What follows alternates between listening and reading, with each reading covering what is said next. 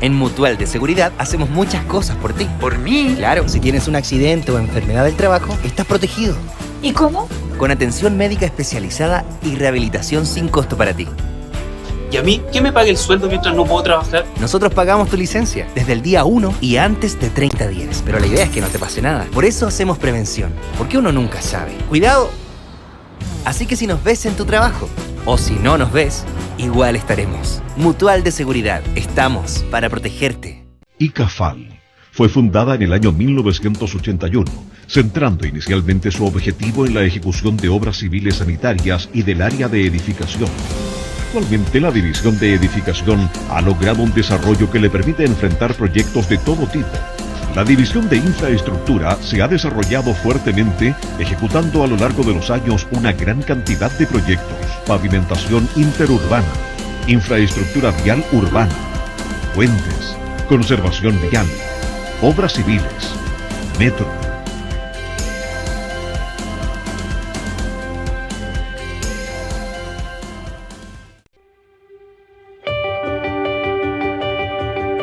En la industria de la construcción nos mueve la vocación de construir un mejor país.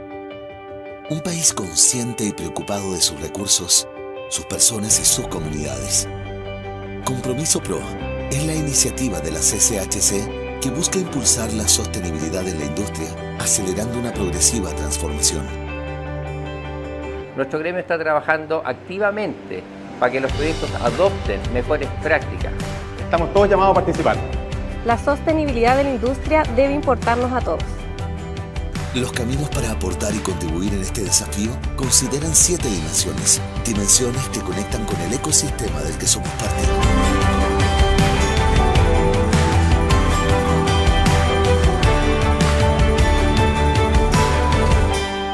En Compromiso Pro nos mueve una cultura colaborativa y horizontal. Hemos desarrollado iniciativas, programas y herramientas que buscan ayudar a incorporar la sostenibilidad en la gestión de tu día a día. Tenemos la convicción que compartir aprendizajes, experiencias y conocimientos nos hace bien a todos. Porque cuando compartimos avanzamos más rápido y mejor. En Compromiso Pro creemos en la importancia de reconocer el trabajo bien hecho.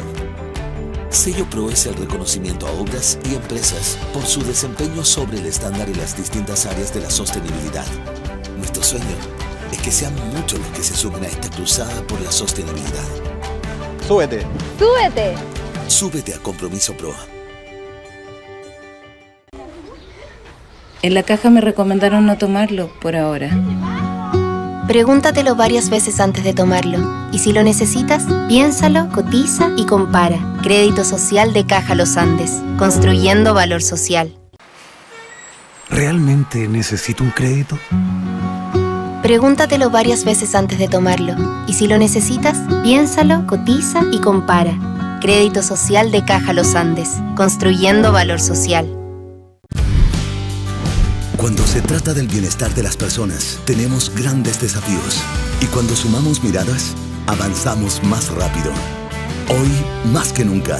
Todo construye. Necesitamos colaboración radical. Semana de la Construcción, desde el 30 de mayo al 3 de junio. Invita Cámara Chilena de la Construcción. Este miércoles 1 de junio, construyamos diálogo con Adam Cahain. Si hoy pudieras ver el futuro, ¿cómo te gustaría que fuera?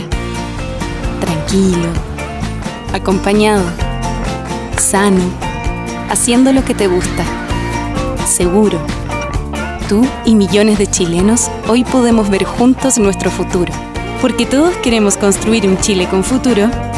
Compañía de Seguros con Futuro. Un Chile con futuro. Rentas vitalicias. APB Seguros de Vida. Somos parte de la Cámara Chilena de la Construcción. Hace 21 años iConstruye comenzó a conectar a todos los actores de la construcción. Desarrollamos una solución pensando detalladamente en los dolores de nuestros clientes. Usamos tecnología de punta para digitalizar procesos tradicionales dentro de la industria. Con equipos colaborativos, apasionados y responsables, desarrollamos procesos eficientes y sinérgicos, resolviendo problemas porque creemos que el centro de todo son las personas. En iConstruye, evolucionamos y modernizamos procesos internos y proponemos cambios estructurales para nuestro rubro para centralizar y digitalizar la industria. iConstruye, conectando a todos en la construcción. En Mutual de Seguridad hacemos muchas cosas por ti. ¿Por mí? Claro, si tienes un accidente o enfermedad del trabajo, estás protegido. ¿Y cómo? Con atención médica especializada y rehabilitación sin costo para ti. ¿Y a mí qué me paga el sueldo mientras no puedo trabajar? Nosotros pagamos tu licencia desde el día 1 y antes de 30 días. Pero la idea es que no te pase nada. Por eso hacemos prevención. Porque uno nunca sabe. ¡Cuidado! Así que si nos ves en tu trabajo, o si no nos ves, igual estaremos. Mutual de Seguridad. Estamos para protegerte. ICAFAL fue fundada en el año 1981, centrando inicialmente su objetivo en la ejecución de obras civiles sanitarias y del área de edificación. Actualmente la División de Edificación ha logrado un desarrollo que le permite enfrentar proyectos de todo tipo. La División de Infraestructura se ha desarrollado fuertemente, ejecutando a lo largo de los años una gran cantidad de proyectos: pavimentación interurbana, infraestructura vial urbana, puentes, conservación vial, obras civiles, metro.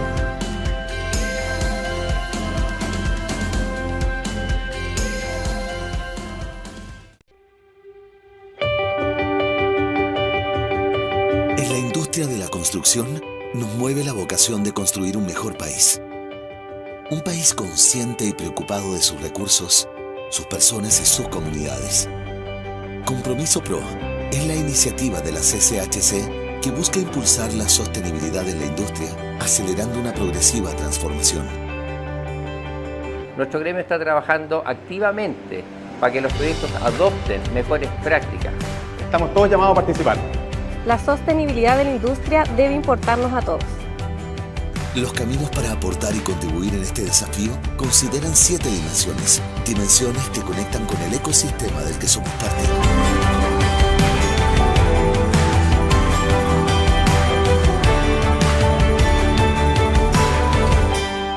En Compromiso Pro nos mueve una cultura colaborativa y horizontal.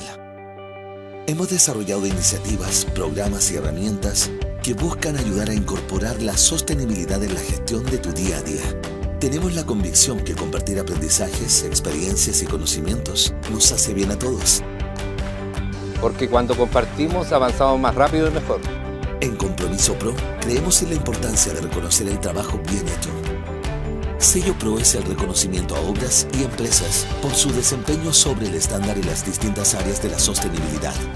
Nuestro sueño es que sean muchos los que se sumen a esta cruzada por la sostenibilidad. ¡Súbete! ¡Súbete! Súbete a Compromiso Pro. En la caja me recomendaron no tomarlo por ahora. Pregúntatelo varias veces antes de tomarlo. Y si lo necesitas, piénsalo, cotiza y compara. Crédito Social de Caja Los Andes. Construyendo valor social. ¿Realmente necesito un crédito? Pregúntatelo varias veces antes de tomarlo. Y si lo necesitas, piénsalo, cotiza y compara. Crédito Social de Caja Los Andes. Construyendo valor social. Cuando se trata del bienestar de las personas, tenemos grandes desafíos. Y cuando sumamos miradas, avanzamos más rápido. Hoy, más que nunca. Todo construye. Necesitamos colaboración radical. Semana de la Construcción, desde el 30 de mayo al 3 de junio. Invita Cámara Chilena de la Construcción. Este miércoles 1 de junio, construyamos diálogo con Adam Cahain. Si hoy pudieras ver el futuro, ¿cómo te gustaría que fuera? Tranquilo, acompañado, sano, haciendo lo que te gusta, seguro. Tú y millones de chilenos hoy podemos ver juntos nuestro futuro. Porque todos queremos construir un Chile con futuro. Compañía de Seguros con Futuro. Un Chile con futuro. Rentas vitalicias. APB Seguros de Vida. Somos parte de la Cámara Chilena de la Construcción. Hace 21 años Construye comenzó a conectar a todos los actores de la construcción. Desarrollamos una solución pensando detalladamente en los dolores de nuestros clientes. Usamos tecnología de punta para digitalizar procesos tradicionales dentro de la industria. Con equipos colaborativos, apasionados y responsables, desarrollamos procesos eficientes y sinérgicos, resolviendo problemas porque creemos que el centro de todo son las personas. En Construye, evolucionamos y modernizamos procesos internos y proponemos cambios estructurales para nuestro rubro para centralizar y digitalizar la industria. Construye, conectando a todos en la construcción. En Mutual de Seguridad hacemos muchas cosas por ti. ¿Por mí? Claro, si tienes un accidente o enfermedad del trabajo, estás protegido. ¿Y cómo? Con atención médica especializada y rehabilitación sin costo para ti. ¿Y a mí qué me paga el sueldo mientras no puedo trabajar? Nosotros pagamos tu licencia desde el día 1 y antes de 30 días. Pero la idea es que no te pase nada. Por eso hacemos prevención. Porque uno nunca sabe. ¡Cuidado! Así que si nos ves en tu trabajo, o si no nos ves, igual estaremos. Mutual de Seguridad. Estamos para protegerte. ICAFAL fue fundada en el año 1981, centrando inicialmente su objetivo en la ejecución de obras civiles sanitarias y del área de edificación. Actualmente la División de Edificación ha logrado un desarrollo que le permite enfrentar proyectos de todo tipo. La División de Infraestructura se ha desarrollado fuertemente, ejecutando a lo largo de los años una gran cantidad de proyectos: pavimentación interurbana, infraestructura vial urbana, puentes, conservación vial, obras civiles, metro.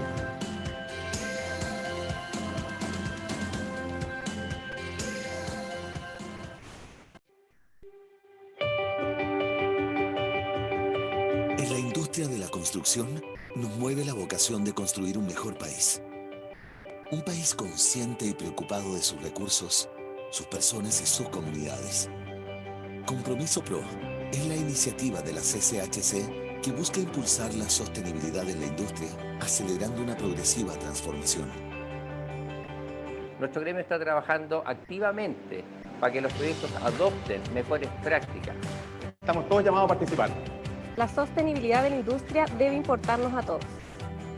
Los caminos para aportar y contribuir en este desafío consideran 7 dimensiones. Dimensiones que conectan con el ecosistema del que somos parte.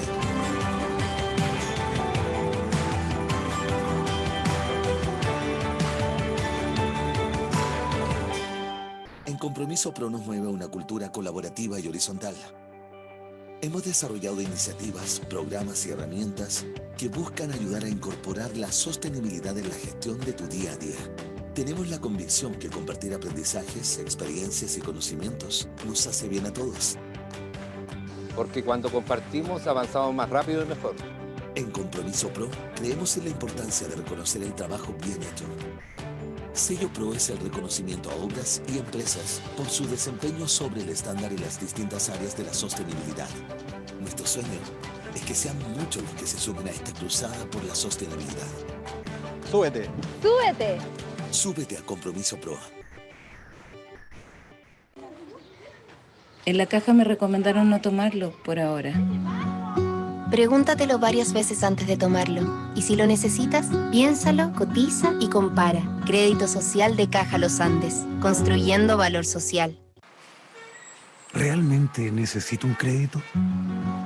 Pregúntatelo varias veces antes de tomarlo. Y si lo necesitas, piénsalo, cotiza y compara. Crédito Social de Caja Los Andes. Construyendo valor social. Cuando se trata del bienestar de las personas, tenemos grandes desafíos. Y cuando sumamos miradas, avanzamos más rápido. Hoy, más que nunca.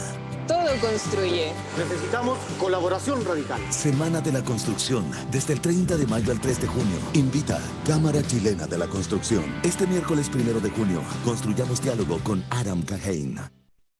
Si hoy pudieras ver el futuro, ¿cómo te gustaría que fuera? Tranquilo, acompañado, sano, haciendo lo que te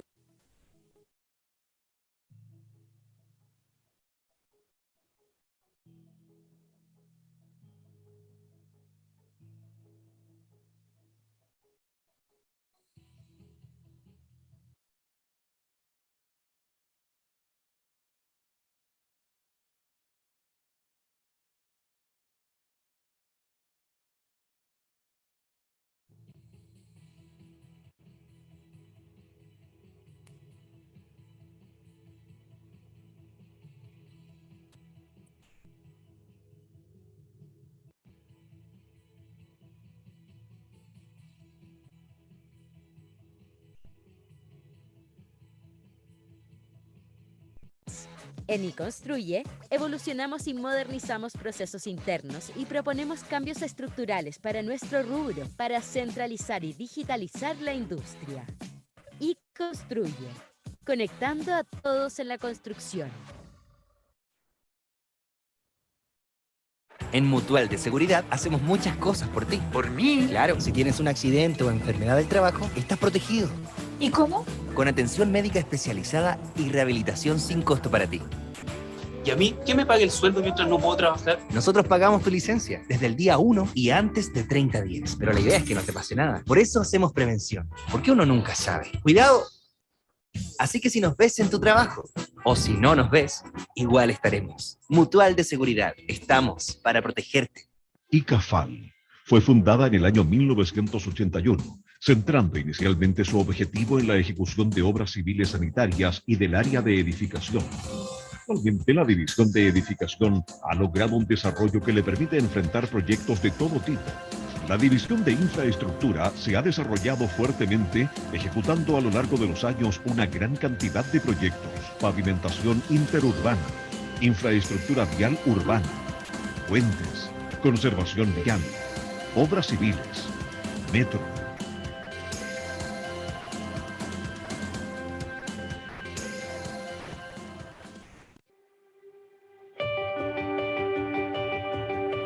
En la industria de la construcción nos mueve la vocación de construir un mejor país. Un país consciente y preocupado de sus recursos, sus personas y sus comunidades. Compromiso Pro es la iniciativa de la CCHC que busca impulsar la sostenibilidad en la industria, acelerando una progresiva transformación. Nuestro gremio está trabajando activamente para que los proyectos adopten mejores prácticas. Estamos todos llamados a participar. La sostenibilidad de la industria debe importarnos a todos. Los caminos para aportar y contribuir en este desafío consideran 7 dimensiones. Dimensiones que conectan con el ecosistema del que somos parte.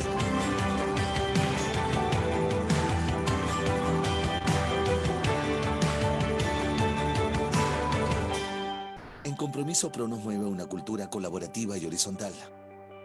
Hemos desarrollado iniciativas, programas y herramientas que buscan ayudar a incorporar la sostenibilidad en la gestión de tu día a día. Tenemos la convicción que compartir aprendizajes, experiencias y conocimientos nos hace bien a todos. Porque cuando compartimos avanzamos más rápido y mejor. En Compromiso Pro creemos en la importancia de reconocer el trabajo bien hecho. Sello Pro es el reconocimiento a obras y empresas por su desempeño sobre el estándar en las distintas áreas de la sostenibilidad. Nuestro sueño es que sean muchos los que se sumen a esta cruzada por la sostenibilidad. Súbete. ¡Súbete! Súbete a Compromiso Pro. En la caja me recomendaron no tomarlo por ahora. Pregúntatelo varias veces antes de tomarlo. Y si lo necesitas, piénsalo, cotiza y compara. Crédito Social de Caja Los Andes. Construyendo valor social. ¿Realmente necesito un crédito? Pregúntatelo varias veces antes de tomarlo. Y si lo necesitas, piénsalo, cotiza y compara. Crédito Social de Caja Los Andes. Construyendo valor social. Cuando se trata del bienestar de las personas, tenemos grandes desafíos. Y cuando sumamos miradas, avanzamos más rápido. Hoy, más que nunca.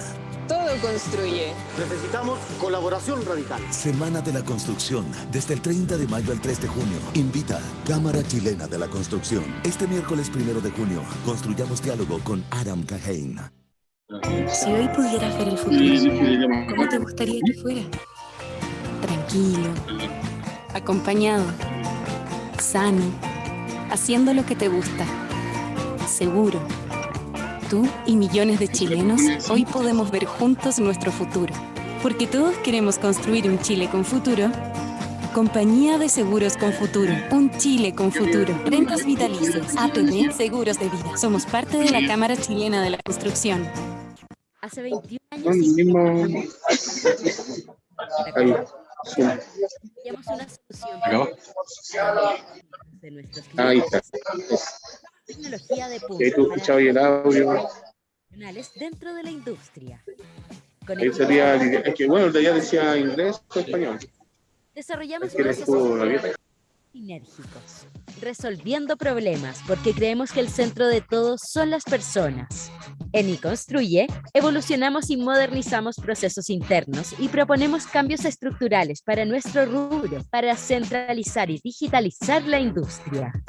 IConstruye, conectando a todos en la construcción. En Mutual de Seguridad hacemos muchas cosas por ti. ¿Por mí? Claro, si tienes un accidente o enfermedad del trabajo, estás protegido. ¿Y cómo? Con atención médica especializada y rehabilitación sin costo para ti. ¿Y a mí qué me paga el sueldo mientras no puedo trabajar? Nosotros pagamos tu licencia desde el día 1 y antes de 30 días. Pero la idea es que no te pase nada. Por eso hacemos prevención. Porque uno nunca sabe. ¡Cuidado! Así que si nos ves en tu trabajo, o si no nos ves, igual estaremos. Mutual de Seguridad. Estamos para protegerte. ICAFAL fue fundada en el año 1981, centrando inicialmente su objetivo en la ejecución de obras civiles sanitarias y del área de edificación. Actualmente la división de edificación ha logrado un desarrollo que le permite enfrentar proyectos de todo tipo. La división de infraestructura se ha desarrollado fuertemente, ejecutando a lo largo de los años una gran cantidad de proyectos: pavimentación interurbana, infraestructura vial urbana, puentes, conservación vial, obras civiles, metro.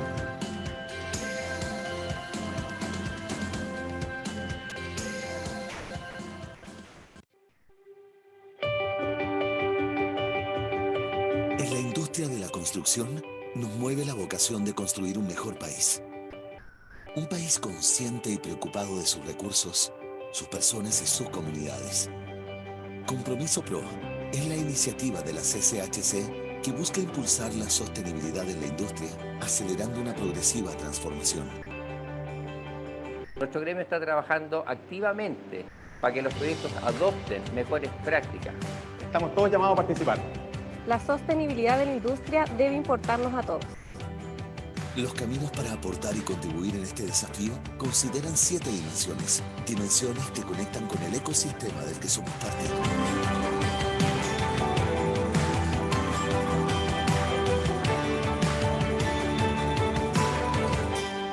En Compromiso Pro nos mueve una cultura colaborativa y horizontal. Hemos desarrollado iniciativas, programas y herramientas que buscan ayudar a incorporar la sostenibilidad en la gestión de tu día a día. Tenemos la convicción que compartir aprendizajes, experiencias y conocimientos nos hace bien a todos. Porque cuando compartimos avanzamos más rápido y mejor. En Compromiso Pro creemos en la importancia de reconocer el trabajo bien hecho. Sello Pro es el reconocimiento a obras y empresas por su desempeño sobre el estándar en las distintas áreas de la sostenibilidad. Nuestro sueño es que sean muchos los que se sumen a esta cruzada por la sostenibilidad. ¡Súbete! ¡Súbete! Súbete a Compromiso Pro.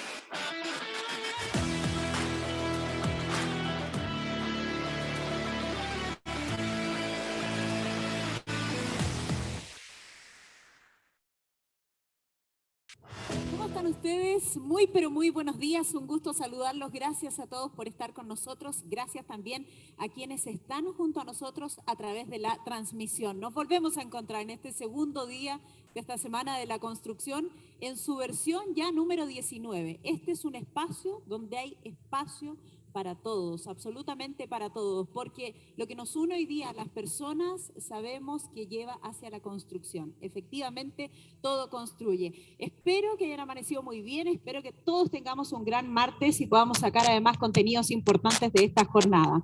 Hoy martes 31 de mayo nos estamos despidiendo, les anuncio, del quinto mes del año ya, como ha pasado el año. Hemos dedicado nuestra jornada a conversar sobre un tema que es absolutamente relevante, que está en todas las reuniones, que está en todos los directorios, que está en todas partes, en las empresas, etcétera. Estoy hablando de la sostenibilidad. Un concepto que a veces parece lejano, pero en la práctica es de total sentido común y probablemente muchos de nosotros ejecutamos prácticas de sostenibilidad diariamente sin siquiera darnos cuenta. Así resulta cuando hablamos de mejorar la relación con nuestros vecinos, por ejemplo, de implementar prácticas que no deterioren el medio ambiente, de reciclar además nuestros residuos y muchísimos más. Será parte de la discusión, la conversación y el panel interesantísimo que hay en esta jornada. Antes, algo muy importante, los invito a revisar el siguiente video de seguridad.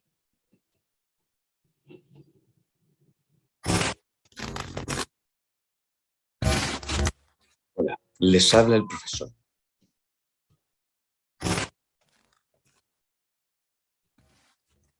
Hola, les habla el profesor. Si estáis acá es porque escucharéis cosas muy importantes para los tiempos de hoy.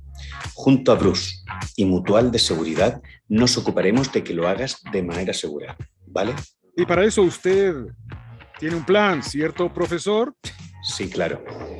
Conéctate seguro con Mutual de Seguridad, con consejos que te permiten prevenir riesgos mientras te conectas de manera remota. Dígame, profesor, ¿puedo verlo acostado en mi cama? Mejor busca un asiento que mantenga tu postura confortable y una mesa para tu ordenador.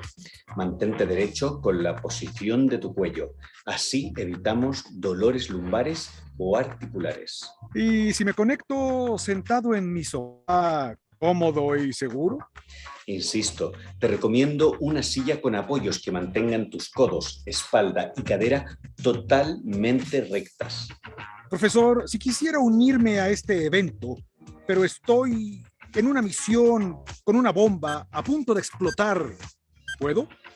Antes que nada, termina la misión, desactiva esa bomba y luego buscas un lugar seguro con poca afluencia de gente. ¿Y si estoy en una persecución? Lo mismo, con la diferencia que si conduces o caminas, no puedes usar tu smartphone. Te expones a un accidente, ya lo sabes eso, tío. Por eso, si el evento te sorprende en el camino, detienes el vehículo y disfruta de la jornada. Profesor, si salgo en una misión con Lara, ¿me puedo conectar? Claro que sí. Recuerda siempre llevar puesta tu mascarilla, mantener distanciamiento físico, las manos desinfectadas con alcohol gel en todo momento. Súper, se sintieron como viendo una película, ¿o no? Sí, prácticamente, pero nos ha quedado claro las medidas de seguridad que son muy relevantes también para el buen funcionamiento de todos los aquí presentes en nuestro auditorio. De paso quiero saludar a todas las personas que se encuentran conectadas a través de la señal de MOL TV y a través de nuestra propia señal. Agradecemos a todos los socios de la Cámara que nos acompañan desde Arica hasta Punta Arenas en esta transmisión, a los profesionales además de la construcción que trabajan día a día para que este gremio sea mejor y que hoy participan además activamente esta semana que tiene muchas actividades durante todo el día de lunes a viernes. Y obviamente a esta hermosa comunidad, esta nueva comunidad que hemos formado al abrir esta Semana de la Construcción, a todos quienes quieran y puedan participar. Por supuesto también queremos destacar el apoyo de nuestros auspiciadores, quienes han permitido llevar a cabo este evento. Los auspiciadores son siempre bienvenidos, son siempre relevantes en su labor.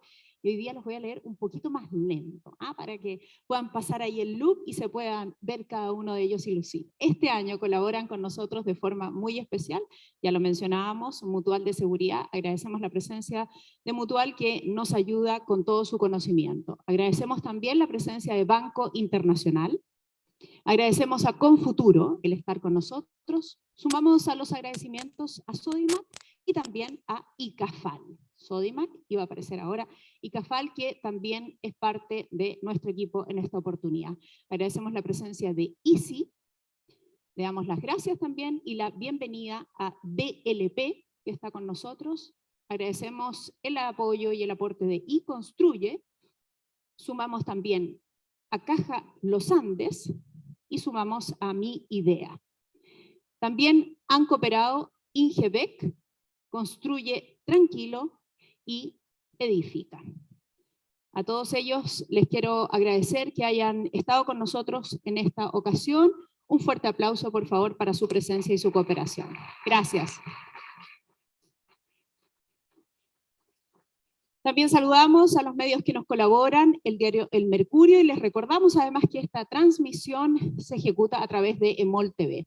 Ayer tuvimos, no sé si alcanzaron a ver, si estuvieron aquí presentes, una gran, pero gran apertura, donde hablamos del concepto que va a rodear toda esta semana y que es súper relevante, lo abordamos con autoridades, con exautoridades, etcétera. Hablamos de la colaboración radical, donde todos y cada uno de nosotros tiene un rol y muy activo. Contamos con la presencia de importantes autoridades, muy interesantes conversaciones y lo más relevante, el lanzamiento oficial, además del informe de infraestructura para el desarrollo sostenible que estuvimos desmenuzando durante la mañana. Les recordamos que quienes quieran acceder a ese contenido lo pueden encontrar en nuestro sitio web cchc.cl, de Cámara Chilena de la Construcción.cl. Desde hace varios años el gremio ha impulsado a las empresas de la construcción a sumarse a distintas iniciativas hacia el camino de la sostenibilidad. Nace así lo que se conoce y hemos abordado en otras oportunidades como el compromiso PRO, que es una forma de incentivar al sector a un mejor desempeño, repercutiendo en impactos positivos en las comunidades y en el medio ambiente. El compromiso PRO lo que hace es entregar una hoja de ruta a las empresas que quieran iniciar este camino, que deban iniciar este camino entregando el sello PRO, que ya está en manos de 140 empresas en el país. Un camino que creemos es importante, al que todos nos sumemos usando las herramientas para ser cada día más sostenibles. Quienes quieran saber y conocer más detalles acerca de este compromiso PRO, lo pueden encontrar en www.compromisopro.cl. Para seguir profundizando entonces en cómo ser sostenible, recibimos a Pedro Plaza, vicepresidente de la Cámara Chilena de la Construcción. Pedro, bienvenido. ¿Cómo estás, Pedro? ¿Estáis? Muy bien, ¿y tú? Gracias, bien. Bienvenido, por Hola. favor. Están con ánimo hoy día, bien me parece. Así lo vemos. ¿Necesitas pase slide? No. ¿No? Perfecto. No, vamos a hacerla de memoria. Oye, antes que todo, quiero agradecer. Se nos olvida porque pasa la semana, termina la semana y nos vamos todos felices para la casa y se nos olvida agradecer. Y yo quiero agradecer a los miembros de los consejos que hoy día vinieron. Veo a Juan Enrique, a Alfredo Chavarría, estaba Félix Escudero por ahí, Gabriel Barro, ¿verdad? A este evento. Dos, creo que hay que agradecer a la administración dirigida por Paula, dos gerentes que más se acercan a uno, que es el área social, dirigido por Patricia Aranda, y el área de sostenibilidad y productividad, dirigido por Conrad, porque realmente sin ellos no seríamos capaces de ser sostenibles todo lo que estamos hablando acá. Y a veces se nos olvida, el equipo de Cristian, que hace que este evento, la Berni, Álvaro, Felipe, Andrés, que hacen que este evento realmente lo pueda ver un montón de gente. Así que primero, un aplauso para ellos.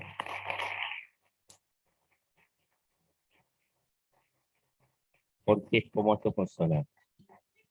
La Sole me preguntó antes de entrar a qué es el piso azul.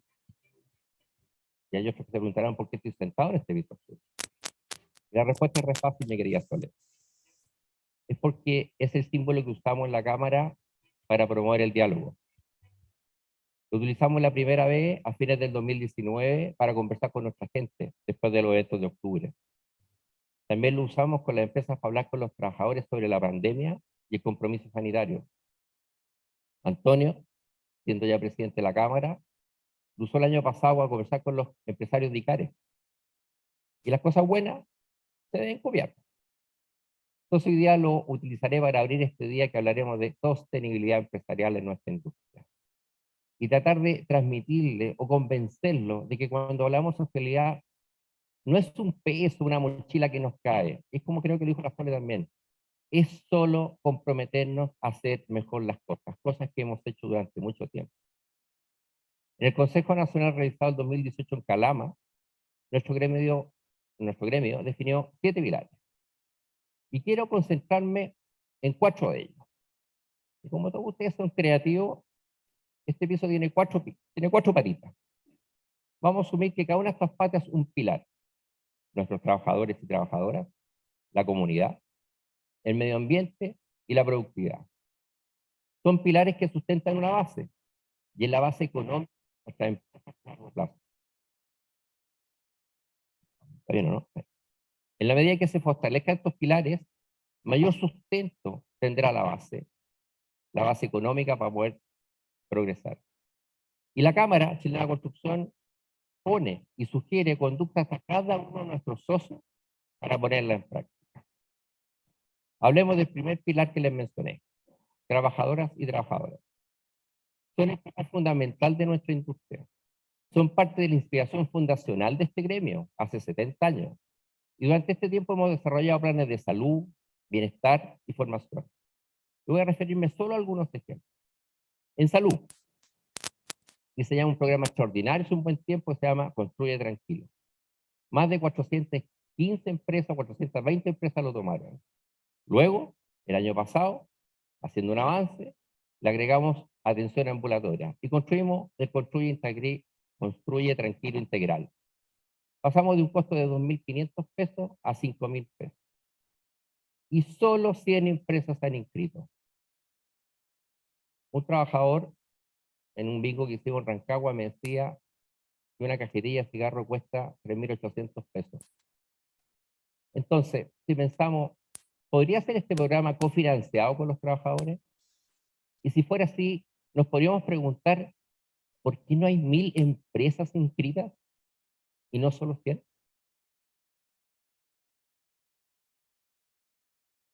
Otro punto con trabajadores, bienestar. Ponemos a disposición de la empresa un programa que se llama A Pasos de su Casa Propia, que apoya a todos los trabajadores de la construcción a tener vivienda. Anualmente, 400 familias cumplen este sueño. La Cámara Regional de Valparaíso y la Cámara Regional de Talca lideran este proyecto. Talca representa más del 10% de esta cifra. Y yo le aseguro que Talca no es el 10% de los socios de la Cámara. Bueno, y si Talca lo hace, ¿por qué no podemos hacerlos todos y llegar a 1.000 familias al año? Seguimos con trabajadores. Formación. Nuestro país presenta uno de los mayores índices de escasez de mano de obra calificada.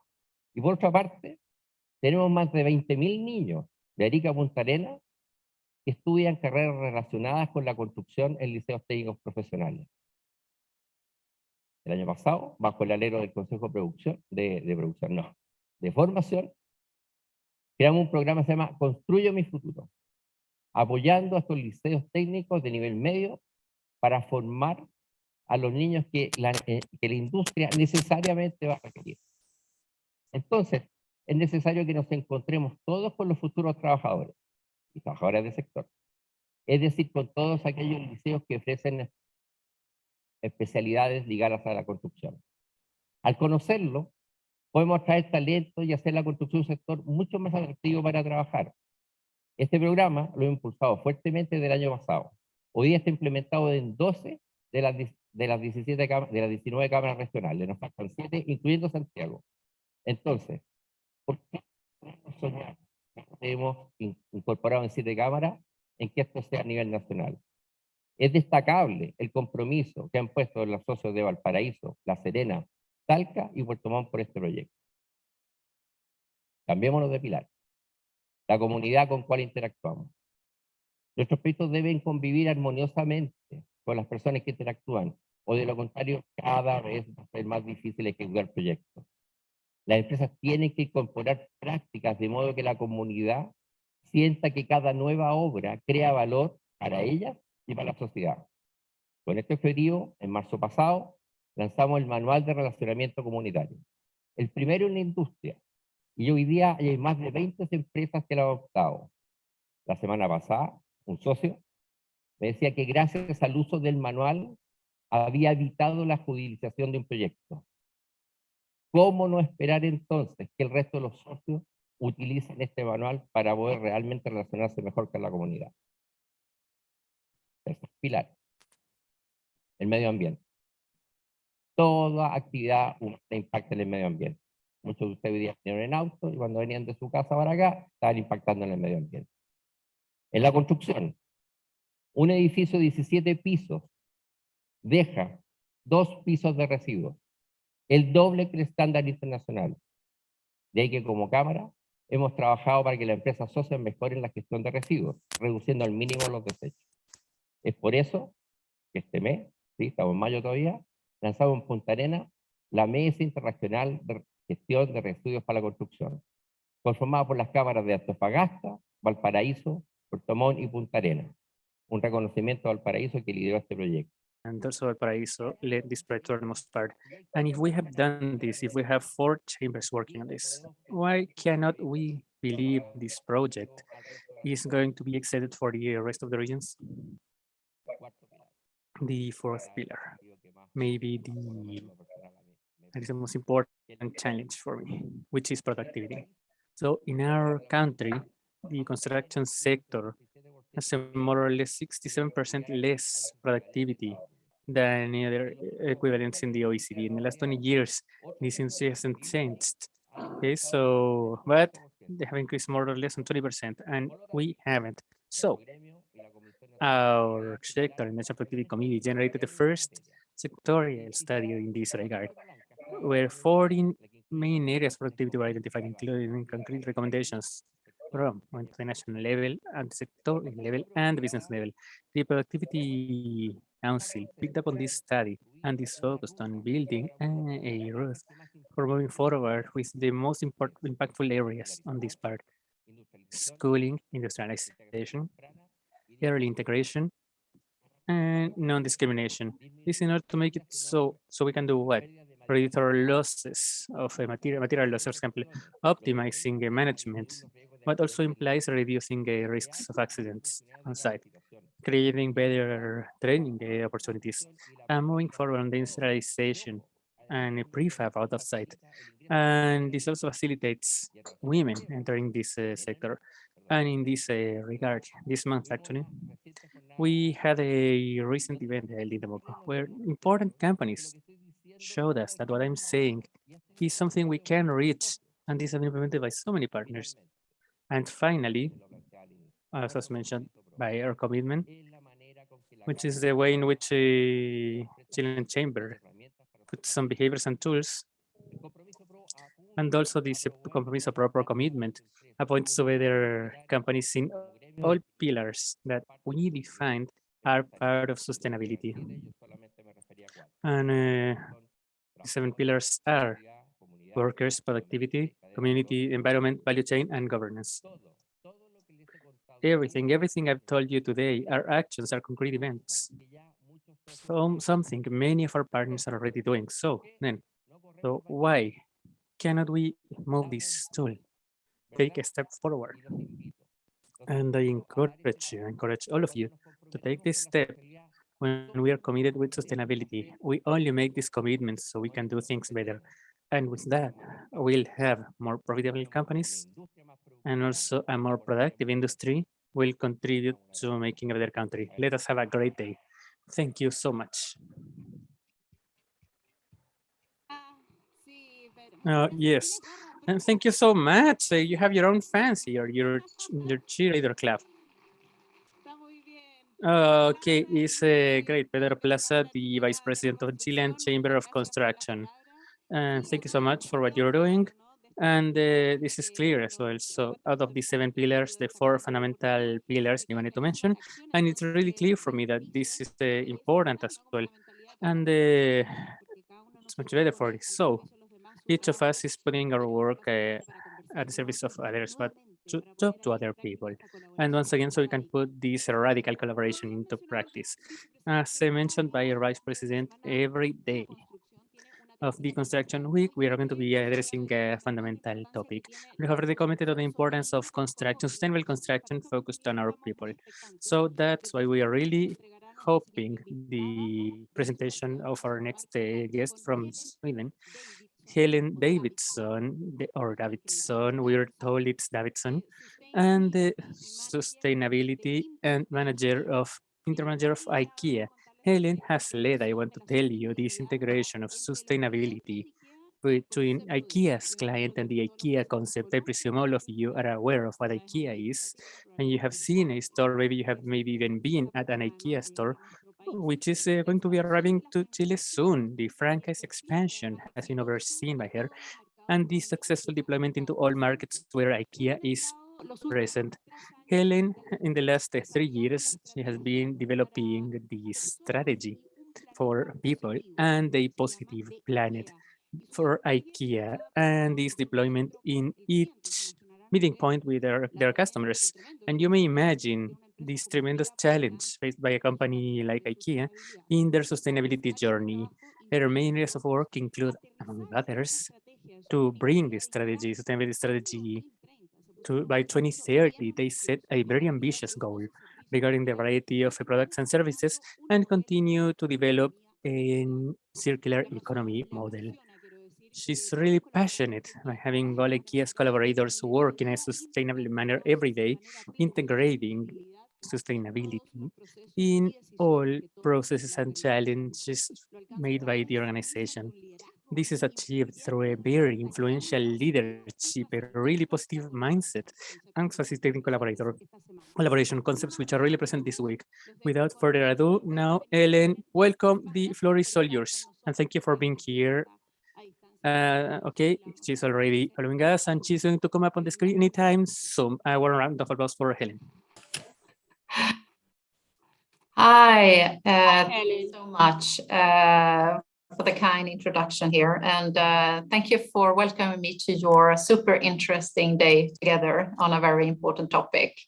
I hope that you all hear me well, and I will also in a minute share some slides with you and share a bit of our learnings and examples of what we do in IKEA to create a positive impact on the people, the planet, and the society where we operate, with zooming in on our retail organization and the markets we work with together.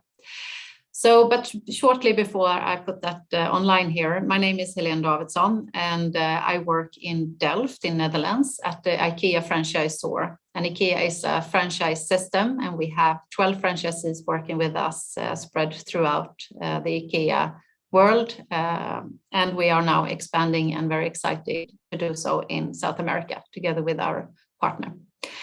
So let me see now if this works well. Give me a second.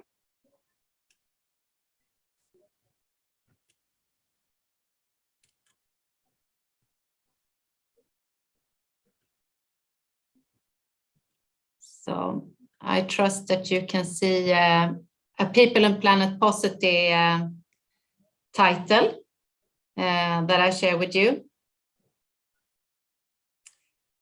And I will guide you through a little bit what we do in IKEA, and then we will have some time also for Q&A, I hope. Right, so in IKEA, we have very ambitious goals and commitments, as mentioned before. And I'm super proud that we have full commitment across our management and co-workers and partners in the total value chain to create this impact together.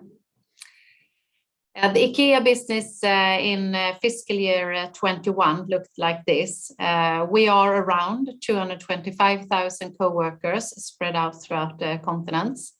We have 9,500 products worldwide in our product range offer to our customers. 775 million visits to our IKEA stores, while 5 billion visits to our IKEA websites. We have around 1,600 suppliers to our range offer, our products and partners. And our total sale was 41.9 billion euro in retail sales. And this is then the total IKEA business that we work. And in all these dimensions, we work with sustainability as an integrated strategic business topic for IKEA brand and business to be successful for many years to come. And this is a very simplified overview just of our company structure. We have where I sit today and sharing on behalf of IKEA, the Inter-IKEA group, where also then the franchisor, the Inter-IKEA system sits, where we are the owner of the IKEA concept and the worldwide franchisor, working closely then with our franchisees that you see on the right side. And in our total value chain, as we have an integrated value chain, we have our IKEA service providers and product suppliers. So I'm super excited that IKEA now finally reached South America, Falabella, and we have an expansion plan aiming to open 9 new physical stores and e-commerce in 3 different countries. And I hear a little bit echo. I hope you can still follow me. And we are coming to Chile, of course, and also Peru and Colombia soon. The IKEA vision that all of us work towards every day at work is to really create a better everyday life for the many people. And that really influence and get us very rooted and focused in our key deliveries, but also how we do it together across in the company, but also with the society and the partners we have outside of IKEA. And that is really important, of course, when working on a topic such as sustainability, to collaborate across and learn from each other. And as we know, our world is really rapidly changing. And we have identified 3 major challenges that are highly relevant for our IKEA business to act on. And we want to be part of the solution to those shared dilemmas we have in the world. It's around the climate crisis, the unsustainable consumption, and the inequality that has become even bigger since the COVID breakout. And all 3 challenges directly impact people's health and well-being as well. So to create a better everyday life for the many and to ensure the success of IKEA in the future, we must take on the challenges that face us, and we can only do that together. We address the challenges identified through our sustainability strategy, and those are the IKEA focus areas. We want to provide products and solutions that enables the customers to have a healthy and sustainable life at home. We also want to be part of and take our responsibility to reduce the climate impact and the carbon footprint. And that happens through the strategic work we do in the circular and the climate positive agenda. We also want to address and work a lot around the fair and equal for all people in IKEA's value chain and the community we operate within. And to just bring a few examples of what does that mean concretely, when we look at the healthy and sustainable living, it is a lot around what we offer to our customers. And we are developing, for example, and promoting circular services. So how can we help customers to get rid of the products they no longer need or want, to remove them? How can we prolong the product life of our products so that you can repair them or repurpose them in a way that fits you better? We also work a lot on the products and solutions for better air quality, as air pollution is a big issue in most countries in the world today. And here we have, for example, then new curtain fabrics who also cleans the air, or air purifying range. We're trying to make as affordable as possible for the many people. We also work a lot when it comes to the energy usage at life at home for the customers. So we had a big breakthrough years ago when we decided to really get rid of conventional bulb lightnings and only sell LED and make it so affordable so that many people can afford it. For example, we went with a bulb LED bulb and setting the price part, it only cost €1, when many new technologies, as we know, are expensive, and the price in the markets was around 4, 5, 6, 7 euro for a bulb. We decided to go for €1, and that is to enable so many people as possible to be able to live sustainably with thinner wallets as well. And then we're also working a lot on offering a fantastic food offer that are more plant-based. And for example, then the huvudroll, that is this veggie ball, it is made out of pea proteins and many other ingredients from plant-based. And the texture and the taste is very similar to beef version, but the climate footprint is only 4% of the original, so to say, meatball. So these are the topics that we are working around, and of course, many more. When it comes down to circular and climate positive, we have an ambition to become climate positive and reduce the total IKEA climate footprint by an average of 70% per product. And to become climate positive, IKEA will reduce more greenhouse gas emission than the value chain emits. And we do that by drastically reducing the climate footprint of the products and operations in absolute terms. We're also capturing and storing carbon within the value chain, and we're working together with our home furnishing suppliers across the entire factories.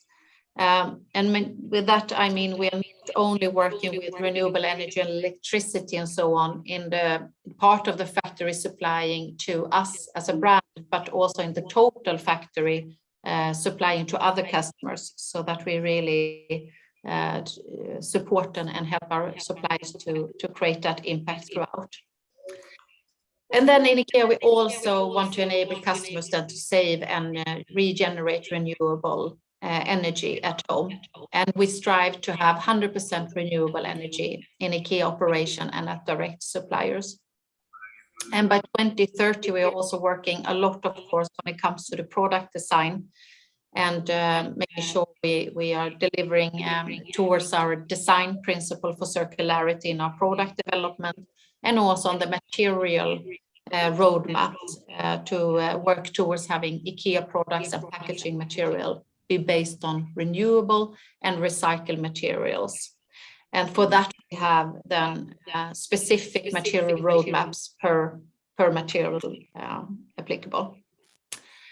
Yeah. And then the third example I want to share when it comes to the examples we have on the strategic focus areas we have in our strategy is on the fair and equal. And to respect the human rights in all areas of the IKEA business is a part of our DNA, and it's part of our long-term work throughout the business of IKEA. We have what we call IKEA way of doing business. It's iWay, and we have been working for that for 20 years. And it's a code of conduct, and it includes also not only fair and equal topics, but also energy scoring, water scoring, and so on for our suppliers and sub-suppliers. This is part of our tender process as a customer to our suppliers. So it's part of our purchasing process to have that in place and be compliant to that and exceed. And we, of course, also work with a lot of partners outside IKEA to create together a big impact when it comes to important topics like the recruitment fees on the migrant workers, or children's rights, both directly and indirectly, where IKEA operates. We also work with social entrepreneurships, both in the product dimension. We have social enterprises working with us, producing products and collections, but also we are enabling and supporting partnerships with IKEA social entrepreneurship in the different countries where we have IKEA operations, but also in countries where we don't have IKEA operations. And for example, in Chile, we also have a partnership with our franchisee in Chile and Nest accelerator partner with recycling industry of both textile and plastic and women employment. So we do it in different constellations and looking at the enterprises in the and go in and support. Good, so that's a little bit the overview of what we do. Of course, we do much more, and you're so welcome to connect afterwards if any questions. And also in our yearly IKEA report, you can also see much more in depth, both on the sustainability report in those dimensions, but we also launched a new report really diving into the climate report, as it's a super important topic for us and also demands more or technicalities in depth. So there are 2 reports available for you online if you just search for that or visit our homepage. If we then zoom in a little bit on the sustainable construction that we meet for here today, and I work a lot together with my colleague Lara, who is also here on the call, on sustainable construction in meeting the customer and the stores and the meeting points we have around. And we do that together with our architects, design managers, engineers, and so forth. So we're really working as a team to fully integrate sustainability in everything we do in meeting the customer. And we have work going on and in many dimensions of enabling a really sustainable customer meeting point.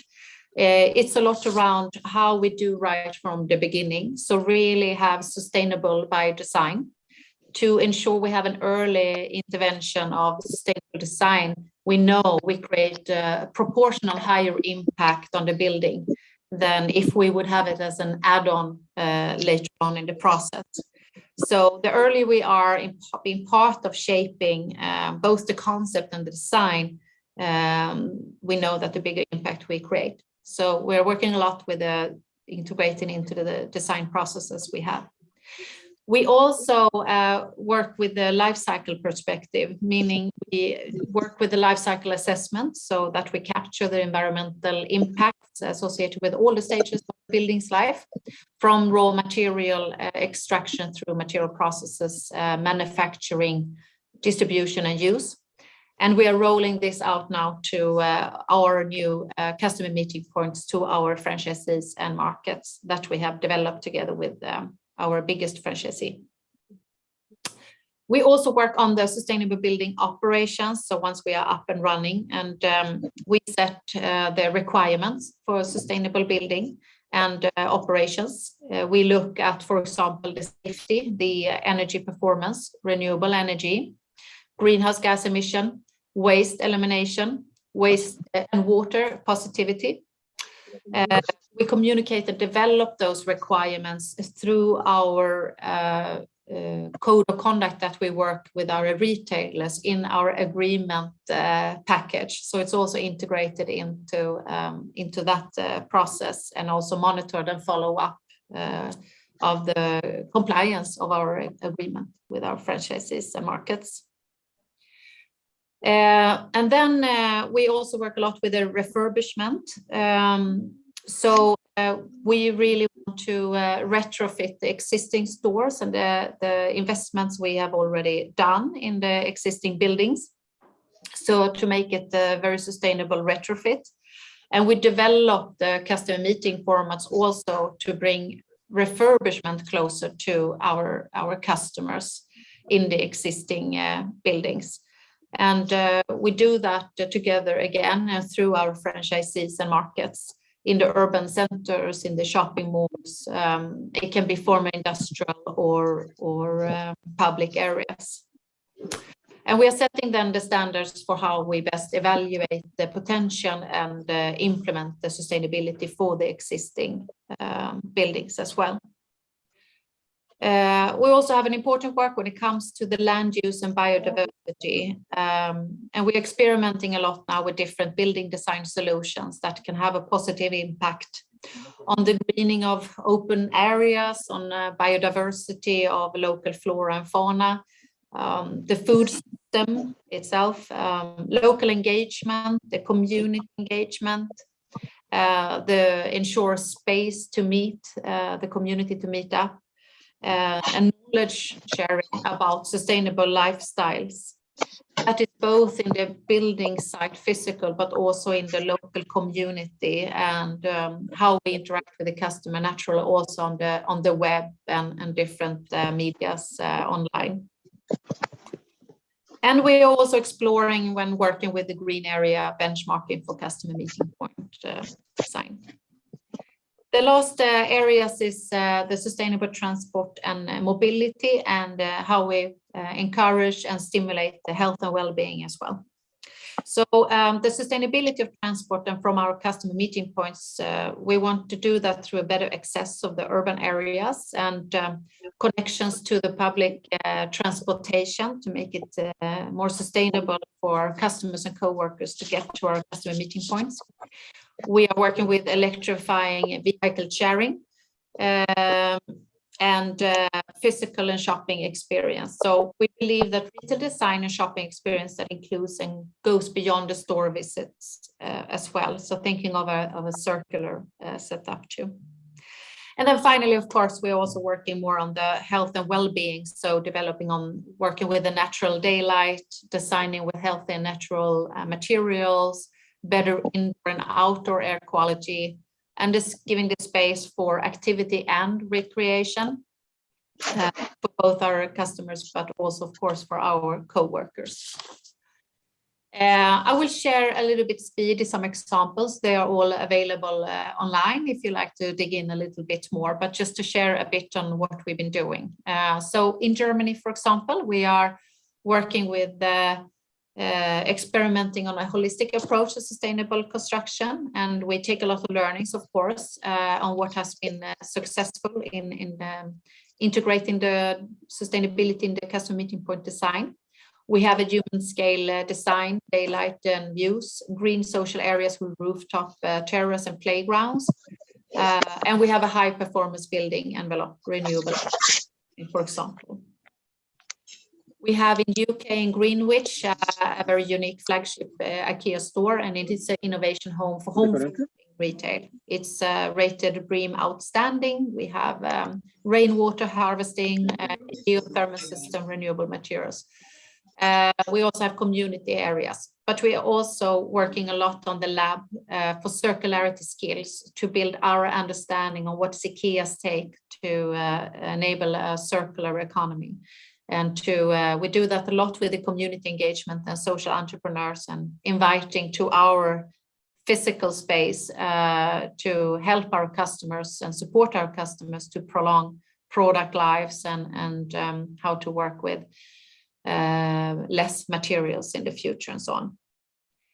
And then one more example is also from Poland, where we have refurbished a very old 120-year-old building that was abandoned and reused that and refurbished in.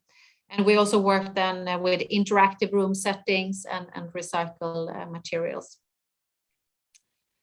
And the last example is from Vienna that just opened as well. And here we focus a lot in the middle of town of Vienna, so a lot around the green space to make sure that we are a welcoming part of the community in the neighborhood. It's a very open and inviting design, making sure we have a lot of biodiversity and urban cooling enablers in place, so that we can contribute to the environment and the well-being in the city.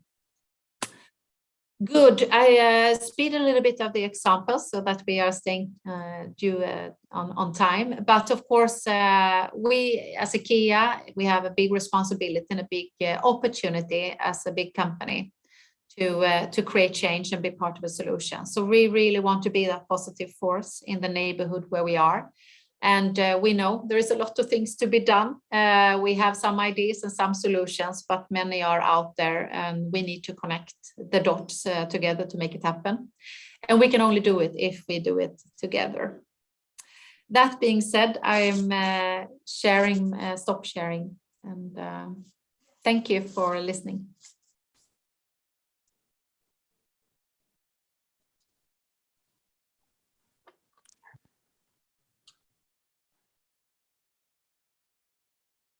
Here argues that the sustainable living is a daily choice, now and tomorrow. Why and how?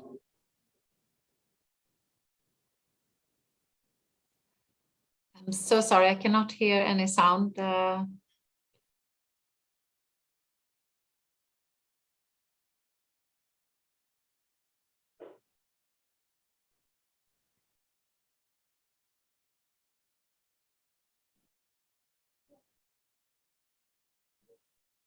Sorry, but we are not getting audio here. We're having audio issues.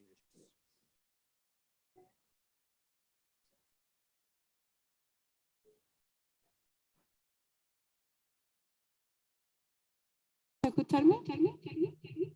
you hear me, Helen? Yeah, now I hear you with some echo. Yeah, thank you. Sorry. It's okay? Now it's okay?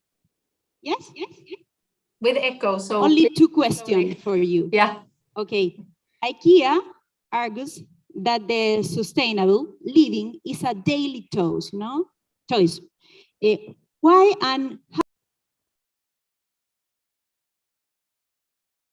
Sorry, I lost you again. ¿No me escuchan? We lost audio here as well. ¿Despedimos entonces? ¿Ustedes me dicen en producción? Sí. Bueno, la idea era... Okay, sorry, we had some questions. It's going to be difficult. But Helen, thank you so much. And nice to meet you despite all the technical difficulties. Thank you. Okay, thank you so much, Helen, for her presentations. Unfortunately, she was unable to hear the questions. The questions were related to something that most likely we are going to be addressing now. First, they are addressing this part that in IKEA was arguing that sustainability is a daily choice. It's something that we do every day, a choice we have to make as a consumer. And what I wanted to mention is that they have also defined, and there's some very ambitious goal. So about reducing their footprint 70%. So definitely setting a goal, as happened in other industry, mining, construction, as we just mentioned before, when you set a goal, it's steering out to reaching sustainability.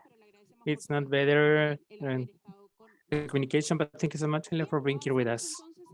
So then, moving forward in our construction week, we'd like to welcome a very well-renowned lawyer who has really taken a dramatic shift in her personal professional life, something that happened after October 18. Claudio Bodilla is a lawyer from the Diego Portales University and a Harvard University fellow, and director of distributions in Tages in Chile and Peru. And in November 2019, she created the Puente Social Social Bridge Foundation, allowing for the connection between people by valuing equal treatment and the dialogue as a fundamental element. And over time, this became a platform that companies can engage with actively in projects that help the community promote sustainability and also collaborate with the environment. And also, we'd like to welcome Claudia Bobadilla, who is representing why collaborating is a great business. How are you? Nice to see you. I was thinking, okay, how long since we met together when you were in País Digital Foundation? How are you? Welcome and congrats for everything you've done so far. Please, okay, can I take that for next tool?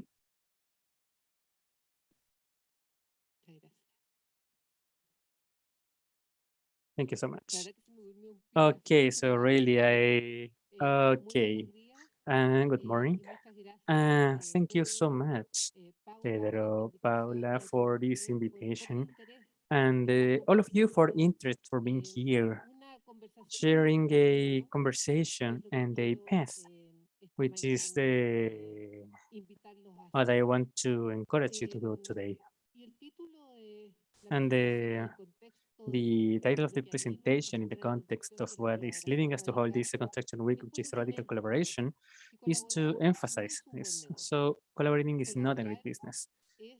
To collaborate is a great business. So, and where is this statement coming from? And it started from a conversation, which was one of the first conversations for this. And then, which summarized happened after the social unrest in October 2019. And a group of 6 professionals that went to live regarding what it means to spend the 40 days and 40 nights in 10 municipalities of Santiago, one of which was Renca. We have its mayor, Claudio, and we are going to be talking to him in a panel coming soon. To be able to mainly overcome our ignorance, this deep pain that this ignorance, to what happens then?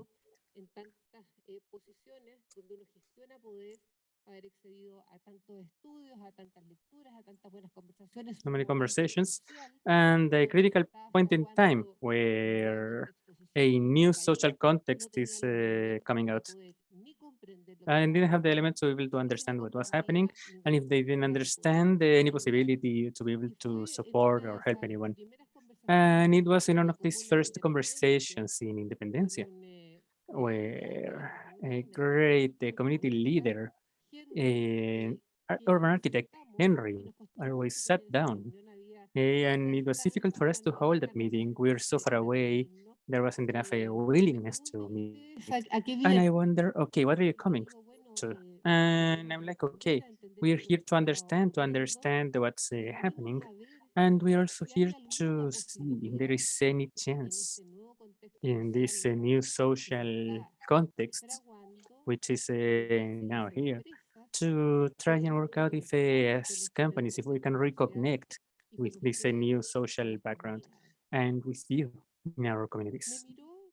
And he looked at me and he was really clear, very direct, and said, okay, you came too late.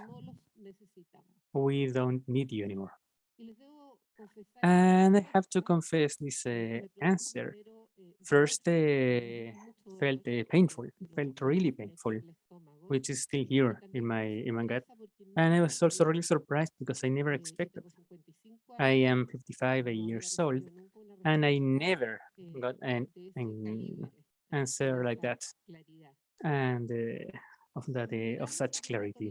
We stared at each other for a long time, and then I asked, "Okay, do you really think you don't need us?" And then he started reflecting, and finally, on that same conversation, and he says, "Okay, you're right. We do need each other, but we need each other in a completely different way." And it is in this different way what we mean by this, and what we need to make this a reality. That's what I want to share with you today, and tell you that there is no longer a great friendship between me and Henry. Through Punto Cielo have developed through great projects and through different networks joining us as well. There are 4 projects in the District of Independencia together. So clearly we do need each other. And but all these projects are anchored and based to relate ourselves. And also so we can share what we mean by this and what we need in order to reconnect and collaborate in a different manner. I think it's important to have some global background, and this global background is a very virtuous example, another one which is ongoing, and another one which is in the future for this nearby future. First, climate change. We know all these efforts which countries make individually in order to reduce their CO2 emissions, which is one of the elements that contribute the most to global warming, but not the only one, are not enough if there is no global and simultaneous collaboration across the atmosphere, which is a common one.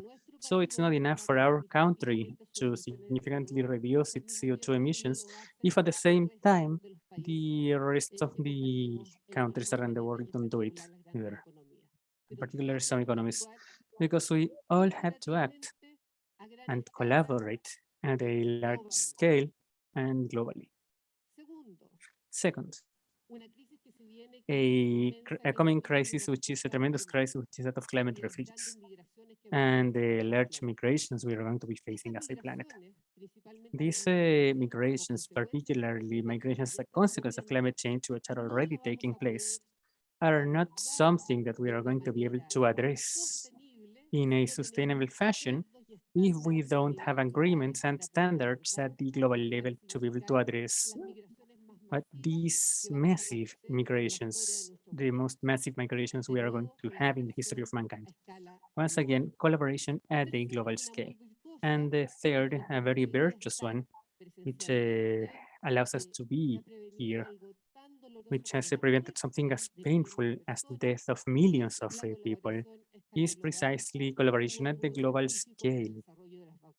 Therefore, the scientific development of vaccines, and not only the world of science collaborated with the laboratories, for example, governments, and also retail, drugstores, for example, something like what CVS has been doing in the US, both regarding testing and also vaccination processes. And the other drugstore chains are also coming in along with insurance companies, thereby establishing a global collaboration network to address a challenge which was urgent about stopping this death caused by this pandemic, which started in China, right? And then it infected the whole world. So, global, large-scale collaboration is critical for addressing these issues or challenges which we now have. But in an almost fractal fashion, if you will, the same challenges also happen at the societal level. And then we face the challenges in our society, and I dare say at least in societies which we are in the same hemisphere, so challenges which are really similar. We face the same challenges regarding education, regarding a healthcare system, in our pension systems. We also have some challenges regarding mental health, for example. We face challenges regarding safety and security as well, and well-being, or a roof over our heads, or a decent life for all of us. This is that no government by itself, no matter which government, is going to be able to address this on its own. And they also require partnerships that are collaborative at the society level, where all of us have to contribute our talents, our knowledge, to be able to address these challenges which were supposed to only be addressed from and by the state. And that's not something I'm saying just because I believe it. I'm saying this based on my experience, and also because there is sufficient and enough evidence regarding knowledge from the main think tanks in the world. And the same challenge regarding the collaboration, radical collaborations, which is the title of this week, and also the large-scale collaborations and the multiple actors, and that's what the company requires. And not just a business sector, it's also required by all industries as a whole. And why? Because we are living, and you already know about this even better than myself, that you live in this, through this every day when managing your companies, a tremendously uncertain world, a really complex world, a really complex world because of factors which we could prevent in our risk matrices, and something which is also coming up, for example, let's say this war crisis, totally unexpected, making commodity prices rise, causing even more issues in supply chains, material scarcity, and everything that was more or less scheduled and mapped in our risk matrices at some point they just exploded, and our matrices cannot continue because we did not consider events that were impossible to predict with some degree of anticipation. So to those challenges, so these challenges which are already complex on their own, we also require to have different solutions. We cannot continue doing the same to try and address this issue at this level of complexity. We need systemic solutions, and which also think in a different way from organizations in terms of how to address this. And this complexity we consider, of course, we can also add this technological disruption, which is exponential and accelerated. And there are two new clients we now have, the planet, if you will, and our communities. So, and regarding what our main challenges from our companies, now, and I'm saying this as a customers and as possible allies as well, for the solution instead of a problem, because I don't see the planet as a problem nor communities, but rather it's the other way around. I see them as stakeholders who are going to be adding value so we can find solutions for the challenges our industry faces, but they are in our radar as two actors that we have to respond to and who have demands for us, but who have a lot of value to add when addressing different challenges we face from the business sector and all industries. And this planet, we see here as sort of our customers and communities which also appear stage, they have their own relationships, and this at least, which is something urgent and a priority, almost from a regulatory point of view. Remember that for not so without having comprehensive MMRs or reports. And there are two dimensions or two areas which are connected. First is the criteria, which is SDGs, and which focus on three dimensions: environmental, social, and regulatory, and circular economy. And also what I want to show you here is that it's not just like taking care of this ESG criteria, incorporating circular economies in our process. That's how we are going to be collaborating. No, it's the other way around to be able to address these ESG challenges, to be able to integrate our circular economy in all processes and the operation of our companies. Starting to decide by designing, establishing, and creating collaborative systems. Because when we talk about collaboration, this is not just a friendly, empathetic concept, which is inviting. I mean, it's all of that. That's what it means to collaborate in the first place.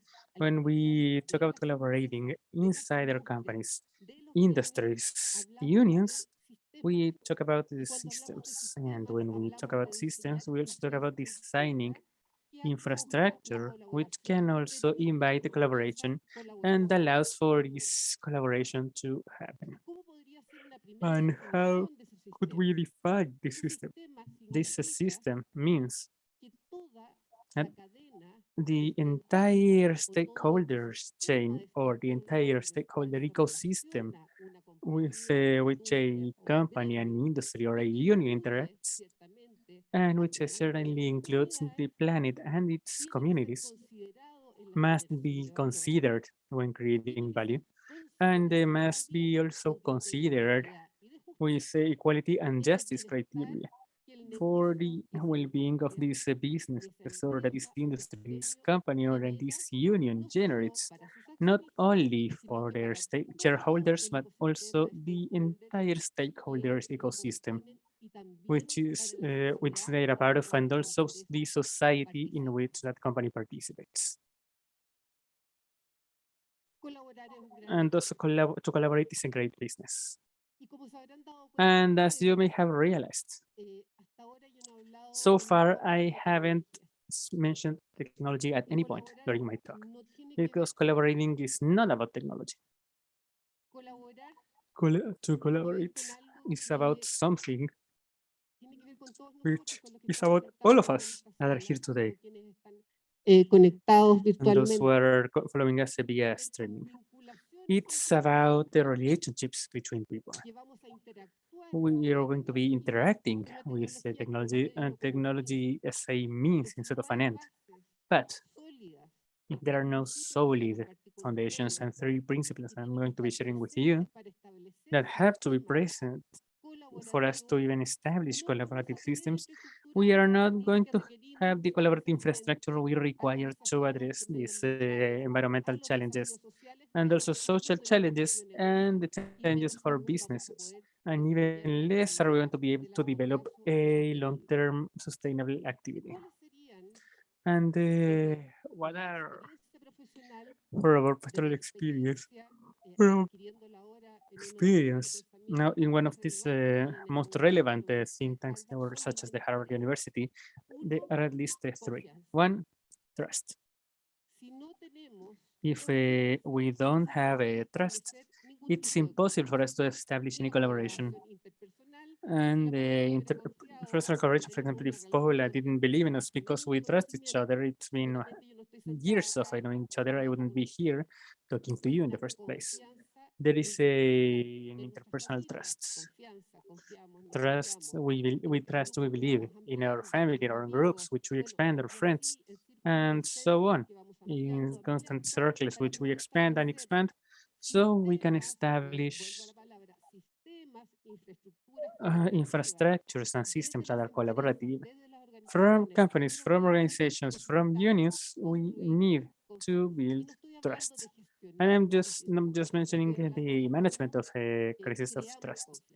I'm talking about how we create trust. And from our perspective, as a Puente Social, I'm joined by one of its directors as well. So what we have been working on in a very multidisciplinary group, and in order to be able to believe, we have to know each other first. Because if we don't, how can we trust?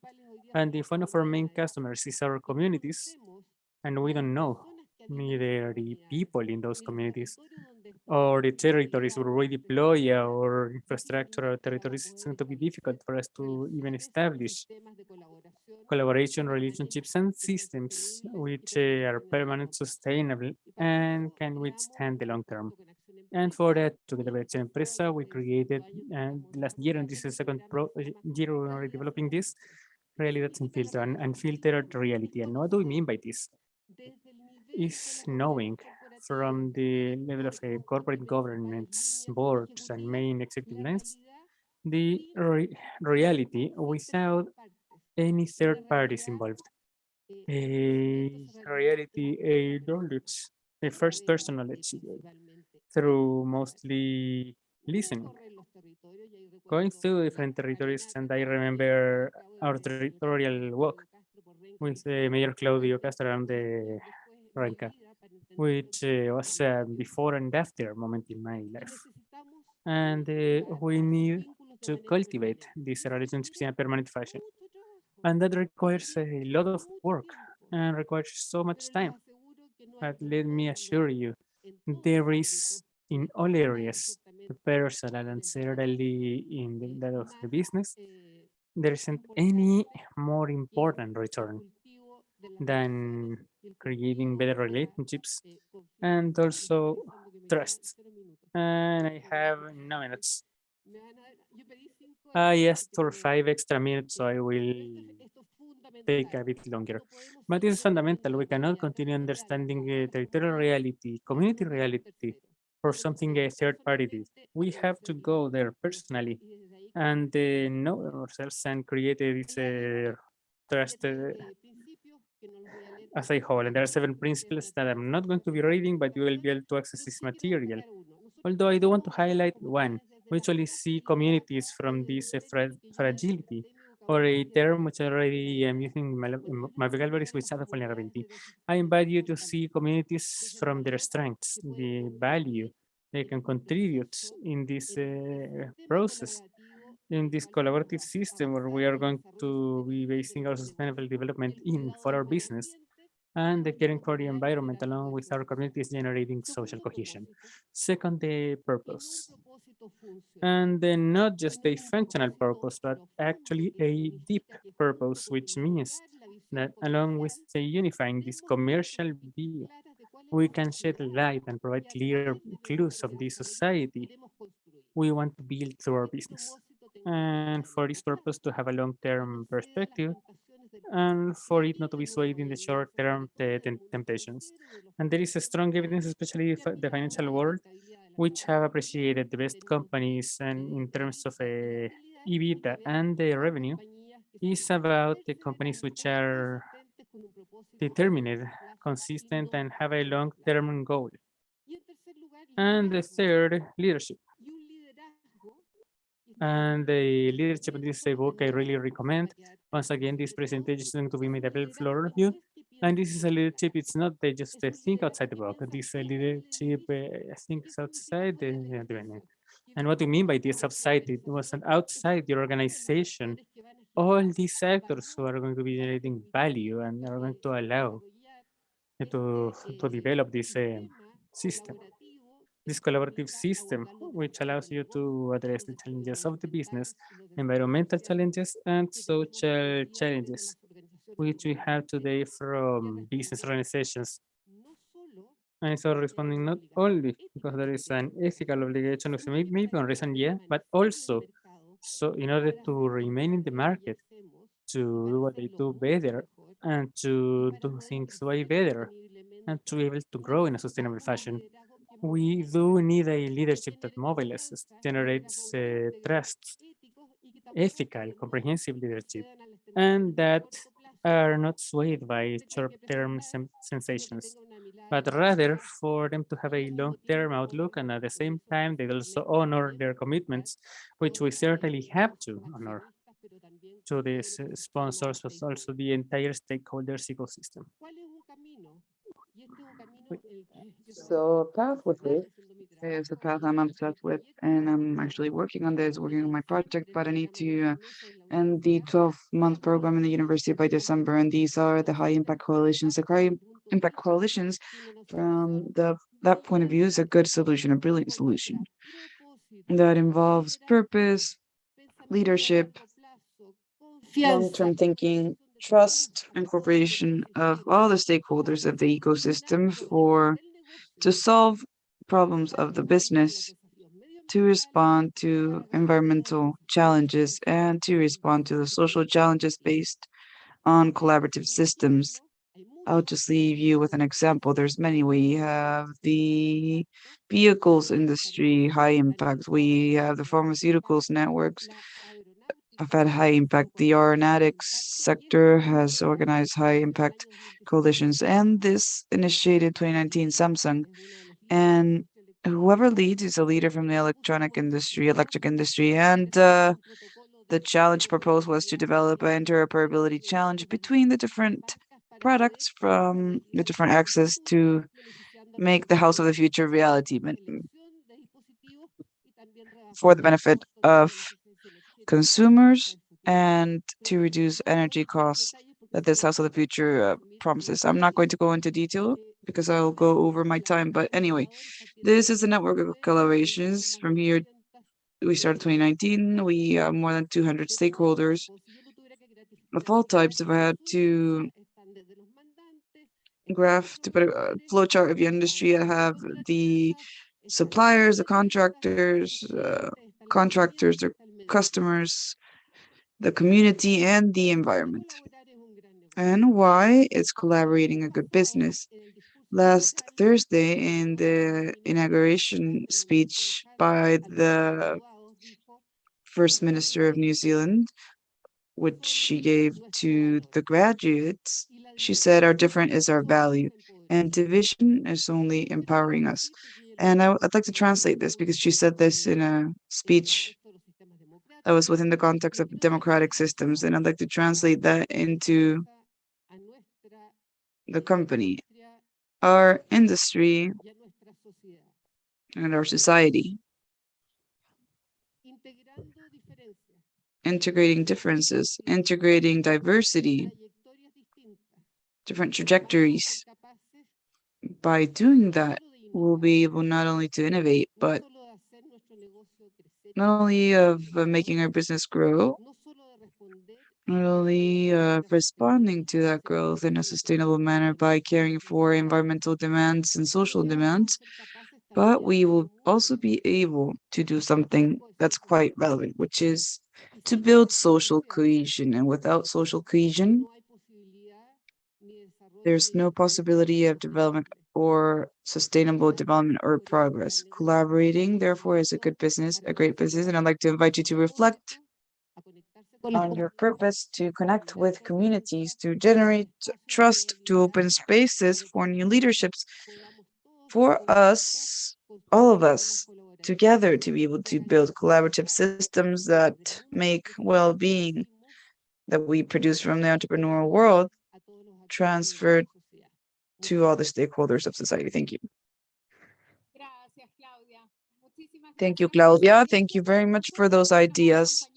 Please stay with us because you'll accompany us in a Q&A panel that we'll assemble here, which will be quite interesting. Social cohesion, quite interesting, the concept, the exercises you've conducted. So congratulations for what you have done up to now. We'll go deep into the topic.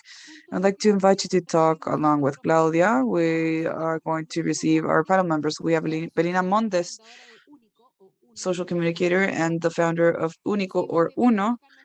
Please, Claudio Castro, the mayor of Renca. He was already mentioned. Thank you, Claudio, for being here with us. We have Patricio Doneso, past president of the Chilean Construction Chamber, and the manager of Acción Empresas, who will moderate this panel, Marcela Bravo. Please, Claudia, Melina, Claudio, come to the stage. Welcome, everyone. The floor is yours. Thank you very much, Sole. First of all, I'd like to thank Pedro, Paula, for extending the invitation. From Acción Empresas, we promote for 22 years now sustainable development. So for us, a day, a week, a year, a month, our entire lives, we've spoken about sustainability, and this is critical. And we have just focused on that today. We have a panel that was already presented, introduced. So it's a pleasure to be here with many of you. I've been with many of you before.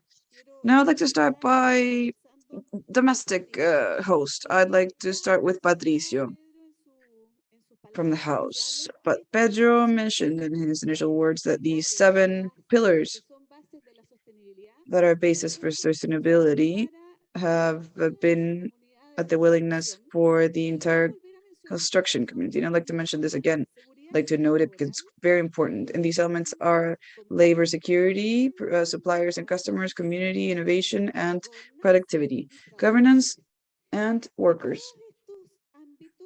In all these fields, you as an entrepreneur have been working, but I'd also like to ask you, how do you assess after 1 year of the launch of this seal, how do you see progress? Good morning. We would love for this to work faster, but these are processes that we need to incorporate.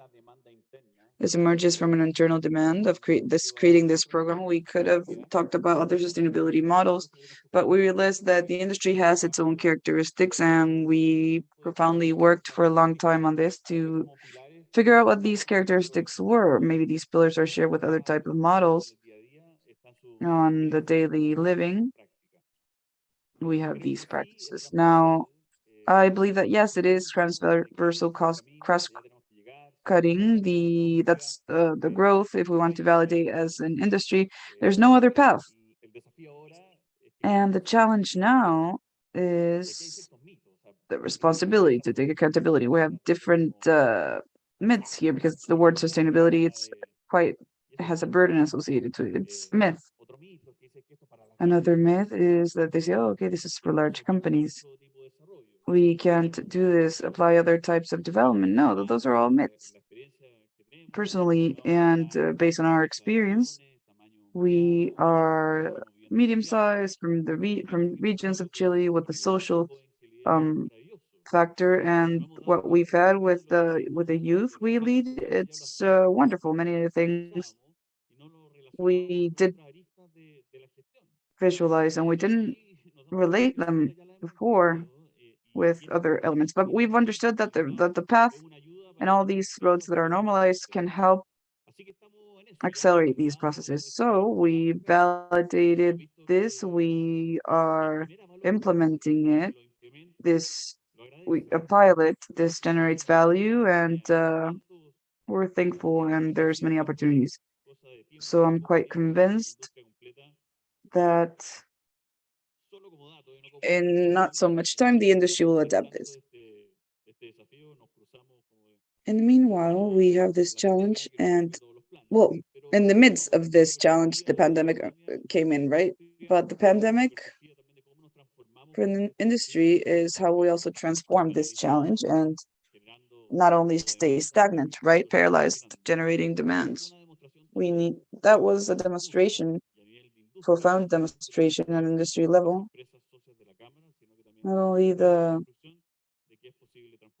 member companies, the partner companies, but also the construction industry. That's very important. Yes, and it's true that all those companies that were working on those pillars before are companies that have been strengthened after this crisis. And the example you provided, you are pioneers, which happens in all industries, is what will encourage many others to work on this. And that's why we've asked Pedro from many other companies to be part of this. Yes, I don't want to, we're ambitious.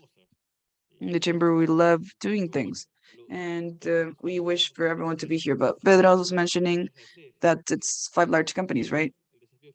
But anyway, the challenge is for it to be the entire industry.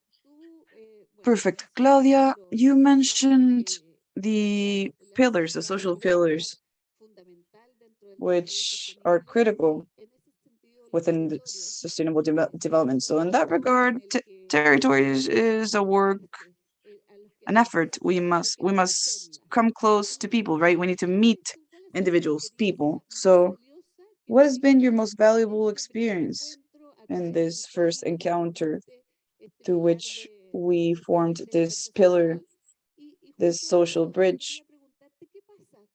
And what happens, second question, what happens with the companies that are in the territories and do not know the territory they are living with, where people are living, right? Coexisting. I'd like to start with the second question. I believe there's a loss of value, loss of the possibility of actually adding value for the business itself and to be able to respond to the challenges that emerge. And two, their components, they have to do with mental components and social components. Now, environmental and social. Now, I'd like to confess that for the first time, I feel quite ashamed of knowing territories I didn't know before, right?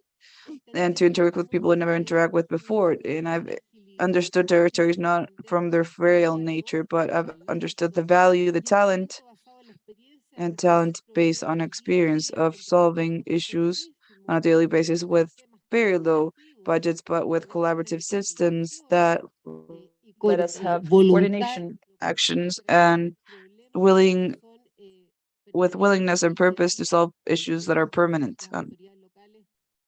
And many times local authorities, with their best efforts, still have their difficulties to respond to all the questions, right?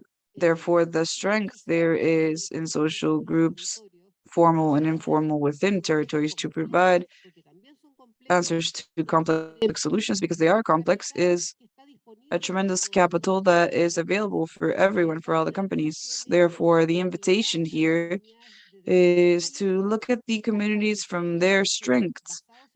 And we need to invite them to establish links based on trust. And we need to know each other, to meet, to visit territories and to tour around, to encourage that link, to incorporate that talent, which is not the formal academic talent, but it's a talent that is equally important. And construction, you very well know, is relevant. Therefore, we need to put the perspective and observe the resources, strength, talents, and not look at the scarcity or the lack thereof. Yes, the own inhabitants of the territory have had need to solve things normally. Right now, Mayor, speaking about territory, the concept of sustainable city, which the United Nations has for Agenda 2030, it talks about environment, climate change, territorial order, human development, and local governance. In that regard, local governance and leaderships. I'd like to ask you, how do local governances, how can they enable or facilitate links that are virtuous links between companies and communities? Thank you very much for the invitation. I'd like to address this in a moment, which is post-social unrest. In Renca, all the mayors, of Chile, actually, we work for the best future of our districts, right? And the best future possible is not in Renca, it's not in Conchalí, it's not in Independencia, those districts of Santiago. Most of the district, the people that live there, the inhabitants, they have the permanent experience of what it means to live there, and they possibly live thinking about that the best future possible is not there, and that's quite frustrating, right?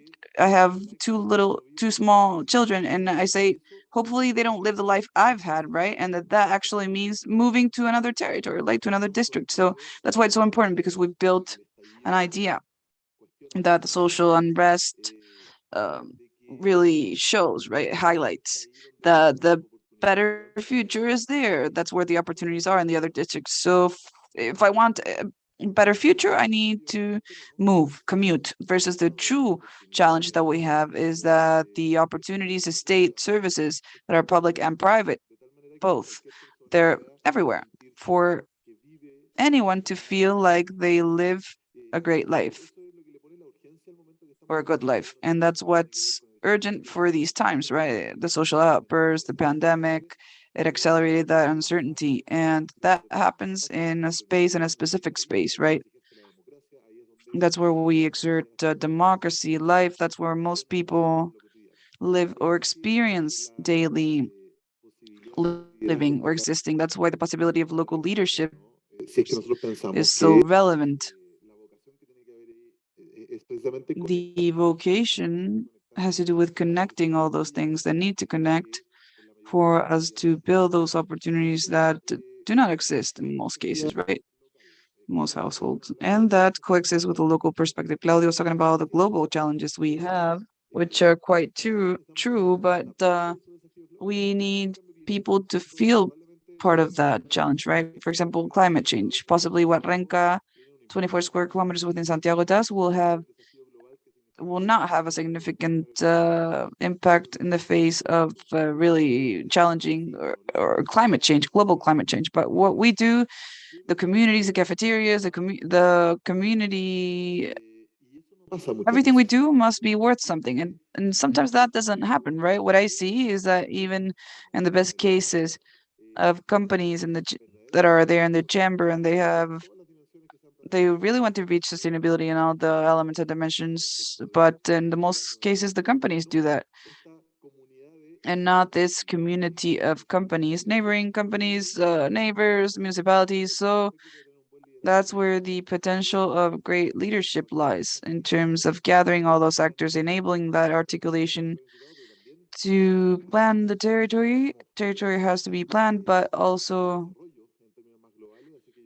development in global terms. And that concept not only exists in mayors as Claudia mentioned, local leaders, president of the neighborhood association, entrepreneurial leaders. If you know the true vocation and you want to connect with all these actions, we will have a better future than the one we have now.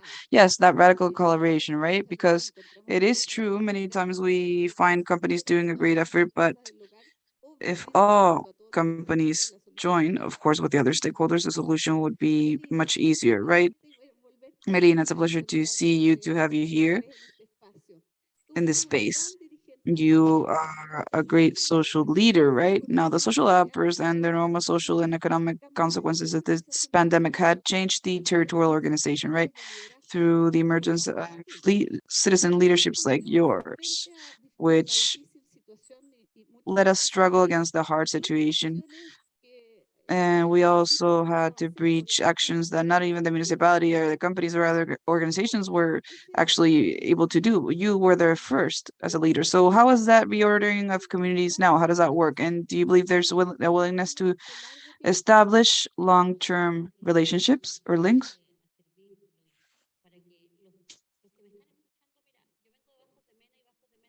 I'm sorry, I'm from Bajos de Mena. I'm sorry, I'm not getting her audio. There's something wrong with the microphone.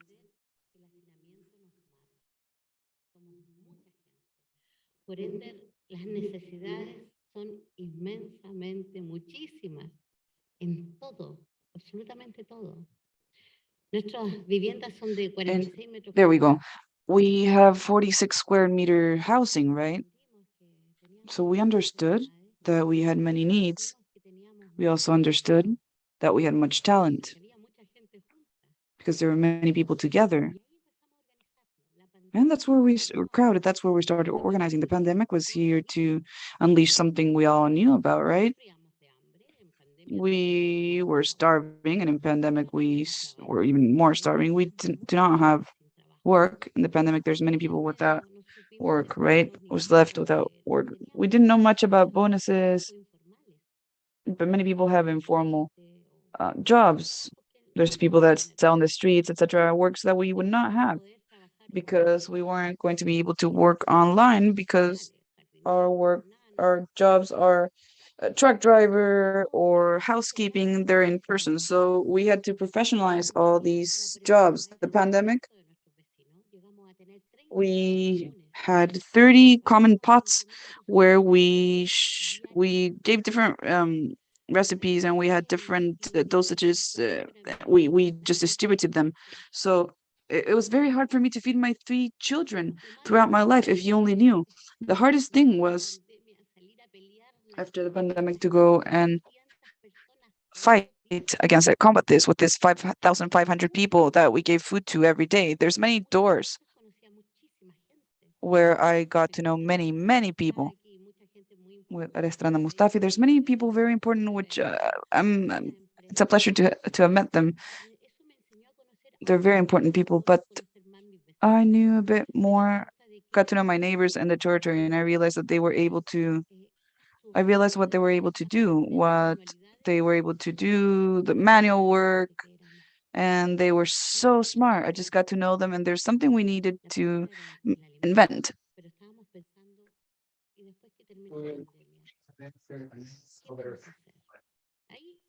What are we going to do? And that's where Anaco started. We started with this organization with Alejandra, with her neighbors, we involved the municipalities, I told you before.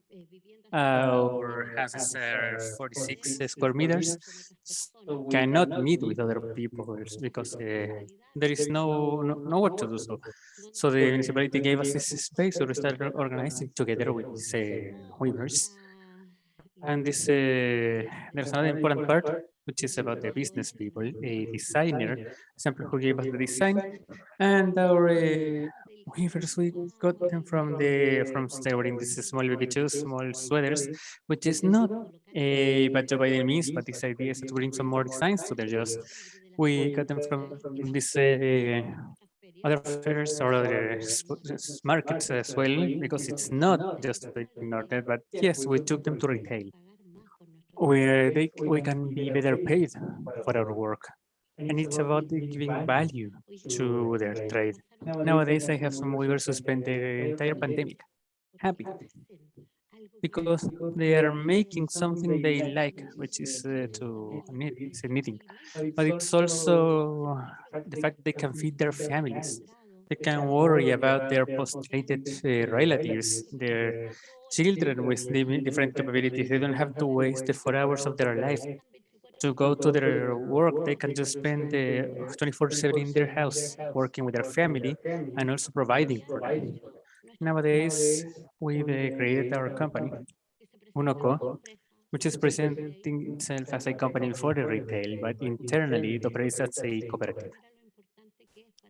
See how important it is for us, where we pick up on our graffiti artists who give new life to what we do here. And the only thing we do now was these colorful walls that we now have. And this, boy, I mean, we took their design, we digitalized everything, and we took this to TV, to fabrics and paper. Nowadays we have more than 1,000 products, which we are now using and putting into the market. And imagine, it's impressive to be able to do all of this. To be a partner with the Walmart in our territories. Business people are almost like gods for us. For SMEs, they are not someone we can reach. Nowadays, we're partners. And more than partners, we are healing our society. We are now healing something that happened in the social unrest, where we are bleeding out. This is the way in which we can align ourselves. This is the way in which we can prove that we forgot we are human beings, first and foremost. This is the way in which we worry about others. Today, we give value to these people. We have this half anarchist, half angry graffiti artists. I understand them. Nowadays, they are taking care of the supermarket because they have their products, because they are the only ones who have stopped. And they give value to what they brought to these walls. We have Coca-Cola, CMPC, and so many other companies who are coming for us. We want to have more and more. Because we have 100 families working? No, it's almost 200,000. I'd love for all of Bajo de Mena to have an opportunity in this company. And since I like to dream big, because I'm ambitious, I'd like for this to go through all of Chile. And in all Chile, we have a Bajos de Mena somewhere out there. And it's such a valuable experience you are sharing with us. And really, really an applause. So it's so moving to see how there is such a virtuous circle. And I'm sure that while you were all listening at home, we were thinking about tremendous opportunities, and all of us, no matter where we are, have to be the same. When we look at things differently, when we look at others with the dignity, with the value they contribute to and deserve in this virtuous circle. Thank you so much for your story, really. It is moving, and that's a human touch, if you will, because we forgot we're human, and this returns us to our roots. Patricio, I'd like to introduce you into this dialogue. Citizen consultation, expectations being addressed, and all of this is a part of this. So, okay, so for the first relationships. So we have a human rights and business plan establishing a very defined process so companies can have a better relationship with their communities, the environment, and so much, and also these impacts. So what this, how in depth is this framework in construction? How much have all these good practices on citizen consultation, social dialogue, expectations being addressed? How do you see all of this? Well, I think a construction has something interesting because it's part of its charm. So it's about being here with our territories, what we do. And each new project is like opening a new company. So that involves teamwork. And this dialogue is a part of this. So achieving this goal, this objective, this deadline with all this coordination we need, which is not about managing resources, but for the most part, motivation from those who are involved in all these challenges, something really to be passionate about. And I think I'm going to be using the Blues tool idea by your president, Pedro Plaza, because, well, he is a reflection of our dialogue, but at a very special point in time. As, for example, we started this campaign in September 2019. And I want to be very sincere, so because the invitation is okay, let's sit to work. We started reflecting on safety and security because this is something really important for the industry, but what's most important to generate this dialogue. Because we saw that making more tools or methodologies available for people didn't have an effect anymore. We had to be connected to the human part to generate these changes.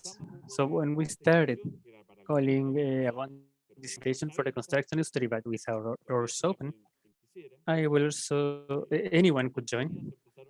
And spontaneously, we had some retail companies, banking companies as well, agricultural industry joining us, and also around the 500,000 people formed around this.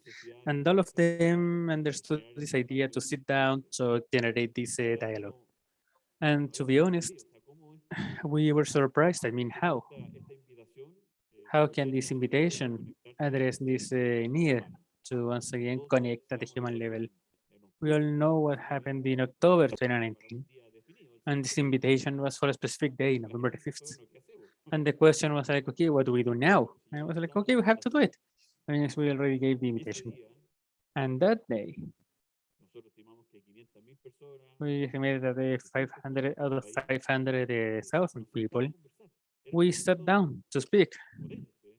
And it was a very strong moment where we were all involved, emotionally involved with what was happening in the country. But the only thing that happened was another instance for sharing and getting to know each other. And by the way, work security lasted for 30 seconds, and the rest was to talk about ourselves as a people. And this is something together with what Claudia was saying at the end of their presentation, the importance of social cohesion. And what do I mean by the role of business? And I'm saying this from the perspective of an opportunity. We monitor this support during the year. And then thank you. I mean, the third working day, you already have some not regular attendance level over 90%.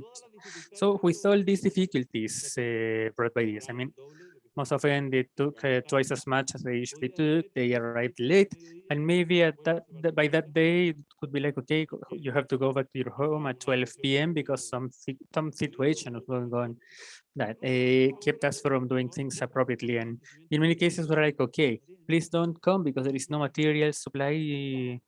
Don't come. Stay home. And we're like, okay, why are you here? And they said, because this is my home. This is my place. Why am I not going to be here? I want to meet my peers. And this shows that maybe in other points of our history, there were other organizations that seen this need to build this social cohesion, maybe the church, the religions, and families even were more widespread and so on. Nowadays, these institutions either don't exist anymore or are severely in decline. And what we still have, this is something I want to refer, are those places where we meet every day. And also non-profit organizations, for example, that bring so many people who relate to each other and develop each other over time. If at some point there's a moment for workers to protest regarding their companies or organizations, it was post-October 18 in 2019. And there is no record of any organization where that happened. Actually, more than one organization, actually their own workers went out to defend their company. And in many cases, it was a place where people met their peers. And I think there is an opportunity, and we have to address the role of a company in a construction and this social cohesion with so much a meeting, a innovation creation instance. And it's such an important dialogue to be held when we are available to get to know the other person. And this is not something that we can lose sight of. And this is something we have to continue developing, Claudia. We know that there is no successful economic development if there is no social development behind it, and that's what you did. Starting this year, standard 461 is also in force, where all companies will have to report their comprehensive memoirs, or at least whatever they usually report at stock exchange. But this is something that is going to be here to stay. But beyond this legal obligation, do you think there is an ethical obligation to develop business criteria and standards regarding social matters? And this is possible to build a new relationship of trust, something else between business and societies, which is transparency based. Well, from a total conviction and optimism. And I'm hoping on this case, so I'm sure. And then how much we need to generate these instances to generate hope, which is one of the main shortcomings we face, especially the topics which we see impact both young people and mental health, which is indeed about the lack of hope. So I do hope. I do have this optimism, and I don't even say cautious because I do believe in our society that we cannot just rebuild, but also create much better quality relationships where we can welcome and leverage our talents. For example, in the Bajo Semana project, which are at least replicated in these 10 municipalities where we were also getting to know its people during the social unrests. And also because I see that there is an evolution and an accelerated awareness raising for the leaderships in our organizations, our companies, to understand that the adoption of ESG criteria beyond them having relevant impacts, for example, in the allocation of institutional investor funds, these are dimensions making it so this development is sustainable over time and it can still remain long-term and allow for innovation, to attract new talents. And we are not going to be able to adopt a new talent if we don't have an offer which is consistent with its purpose, with environmental and social criteria to be able to attract new talent. So I do believe that all of that is possible, but I think we have to be aware that all of that doesn't have to be seen as a dichotomy or as a artificial tension between collaborating and competing. The way in which we compete today is by collaborating, not by looking at the purpose as the opposites to this possibility of competing once again. This purpose and a not functional, but rather a purpose, which is about this long-term well-being of our company. So, and I know that is incorporated to this whole society as well, and which is certainly a fundamental element when we must not let ourselves be overcome by the long-term temptations. I think what's most important is for our leaderships to not be overcome by long-term temptations, but rather to look in the long term for them to withstand everything that's going on in the future and what's going to happen in the future, because there is strong evidence that this long-term perspective is indeed what's going to be taking us to generate better companies and the better societies and better social cohesion. That's the case, yes. Indeed, it's something that's going to take time, but we have to look at where we are going to be. And this is really relevant as well to set challenging goals in all the areas of society, and then having other goals in society like a climate change, for example, major. Latin America was one of the most heavily impacted regions. Actually, we went back in many of our indexes 10 years actually regarding our advancement, for example, the incorporation of women to the labor market, poverty, and so many indicators. But climate change is also making Chile into one of the most vulnerable countries. Do you think it's possible for us to move forward, or how can we do it? In an aspect which you were also mentioning, it is true that we are not going to be changing the world, but from there, at least we are going to be changing our own reality. So how can we join forces better in the face of these huge challenges, for example, such as drought? So how do you think we can join all together to contribute to good solutions, specifically in this case, regarding climate change? Okay, I'm going to be talking about these 24 square kilometers again, because we have been making progress on that. In Renca, we started working on this in February on the first carbon emissions inventory, which happened in this territorial commune, in a municipality. And this has allowed us to articulate actions at the local level, because I said before, there are many companies who are making important efforts and who are installed in Renca, but their efforts reported at the national level, necessarily at the local level. And only when we measure this inventory, right, or this intensive use of water in our community, the use or consumption of energy, the degree of contamination we receive every day, but which is also generated in our company. And only then we are going to be able to establish a roadmap allowing us to add a different value to what's happening now in this case. Now, we really like to brag about what we do as municipalities. We have their safety network, solar panels in some cases, I don't know, clean points, yeah, and so on, but it's different when we start measuring this. So, and I think our learned lessons have been really important for us to be a part of this calling from United Nations towards zero emissions and be able to collaborate. And I think there is a key as well, especially how we address a complex situation. And finally, it's about engaging the community. A big question for us has been how our some divisions are excited because of this, knowing it's something that has an impact on our life. And think about climate change is that it not only has an impact on the air quality or well-being, but it's also the economic part. So relating these sustainability efforts to efficiency, cost reductions, and finally, to help to impact on either. It can be a family up to a company which is able to take care of all of this. And we think it's been relevant as well, so we can really work on this concretely towards a challenge, which may seem it's really far away from us sometimes. Okay, time has gone by, and I'd like to ask the last question to Anina. So, which keys or which tools or which are these factors where you'd like to highlight that turn this relationship into something virtuous between companies and the community with an active participation as leaders of this community? Which do you think are these elements we must have so we can share with all these companies today? Now we have a 3 codes, so this can work out, which are with our people, from our people, and for our people.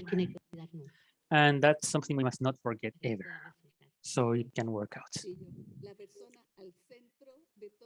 People at the core and heart of everything we do. When we forget that we have a human being and that there is a person and that we all have different struggles every day, and then we forgot everything. If that happens, everything is lost, and we must not let that happen. Thank you so much. I'd like to thank the Mayor of Renca, Claudia Castro, Melina Montes, as well for coming from so far away to be here with us as communicators and community leaders, especially Claudia Bobadilla, and Vice President of the Chilean Chamber of Construction, Patricia, for this conversation. I think it can go for really long. And of course, there are going to be more meetings where we address sustainability at the center of our business as the main area. Thank you so much for this step.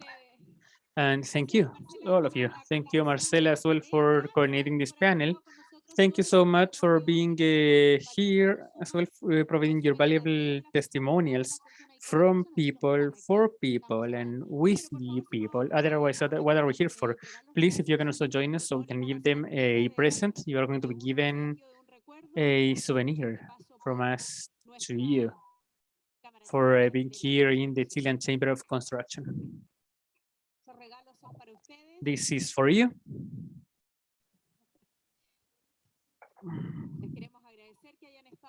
We'd like to thank you for being here. Also to wrap this party during the morning on the second day of our Construction Week 2022. Thanking each of these authorities and guests that were a part of this conversation. A group photo, please. Okay, so if we can be here for a group photo. Yes. There we go.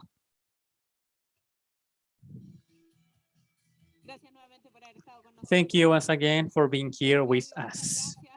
Claudio, thank you so much. It's a pleasure to see you here. Thank you for being here with us. Okay, follow me because we're saying bye today. Thank you so much to everybody who was here following us and also through our platform in the chamber. And I want to tell you that tomorrow we also have a great session Okay, we are going to have Kahin, Director of Rios Partners from Switzerland. We are going to be talking to him, and we are going to be addressing some really relevant issues. We are saying goodbye, and they have an invitation for you.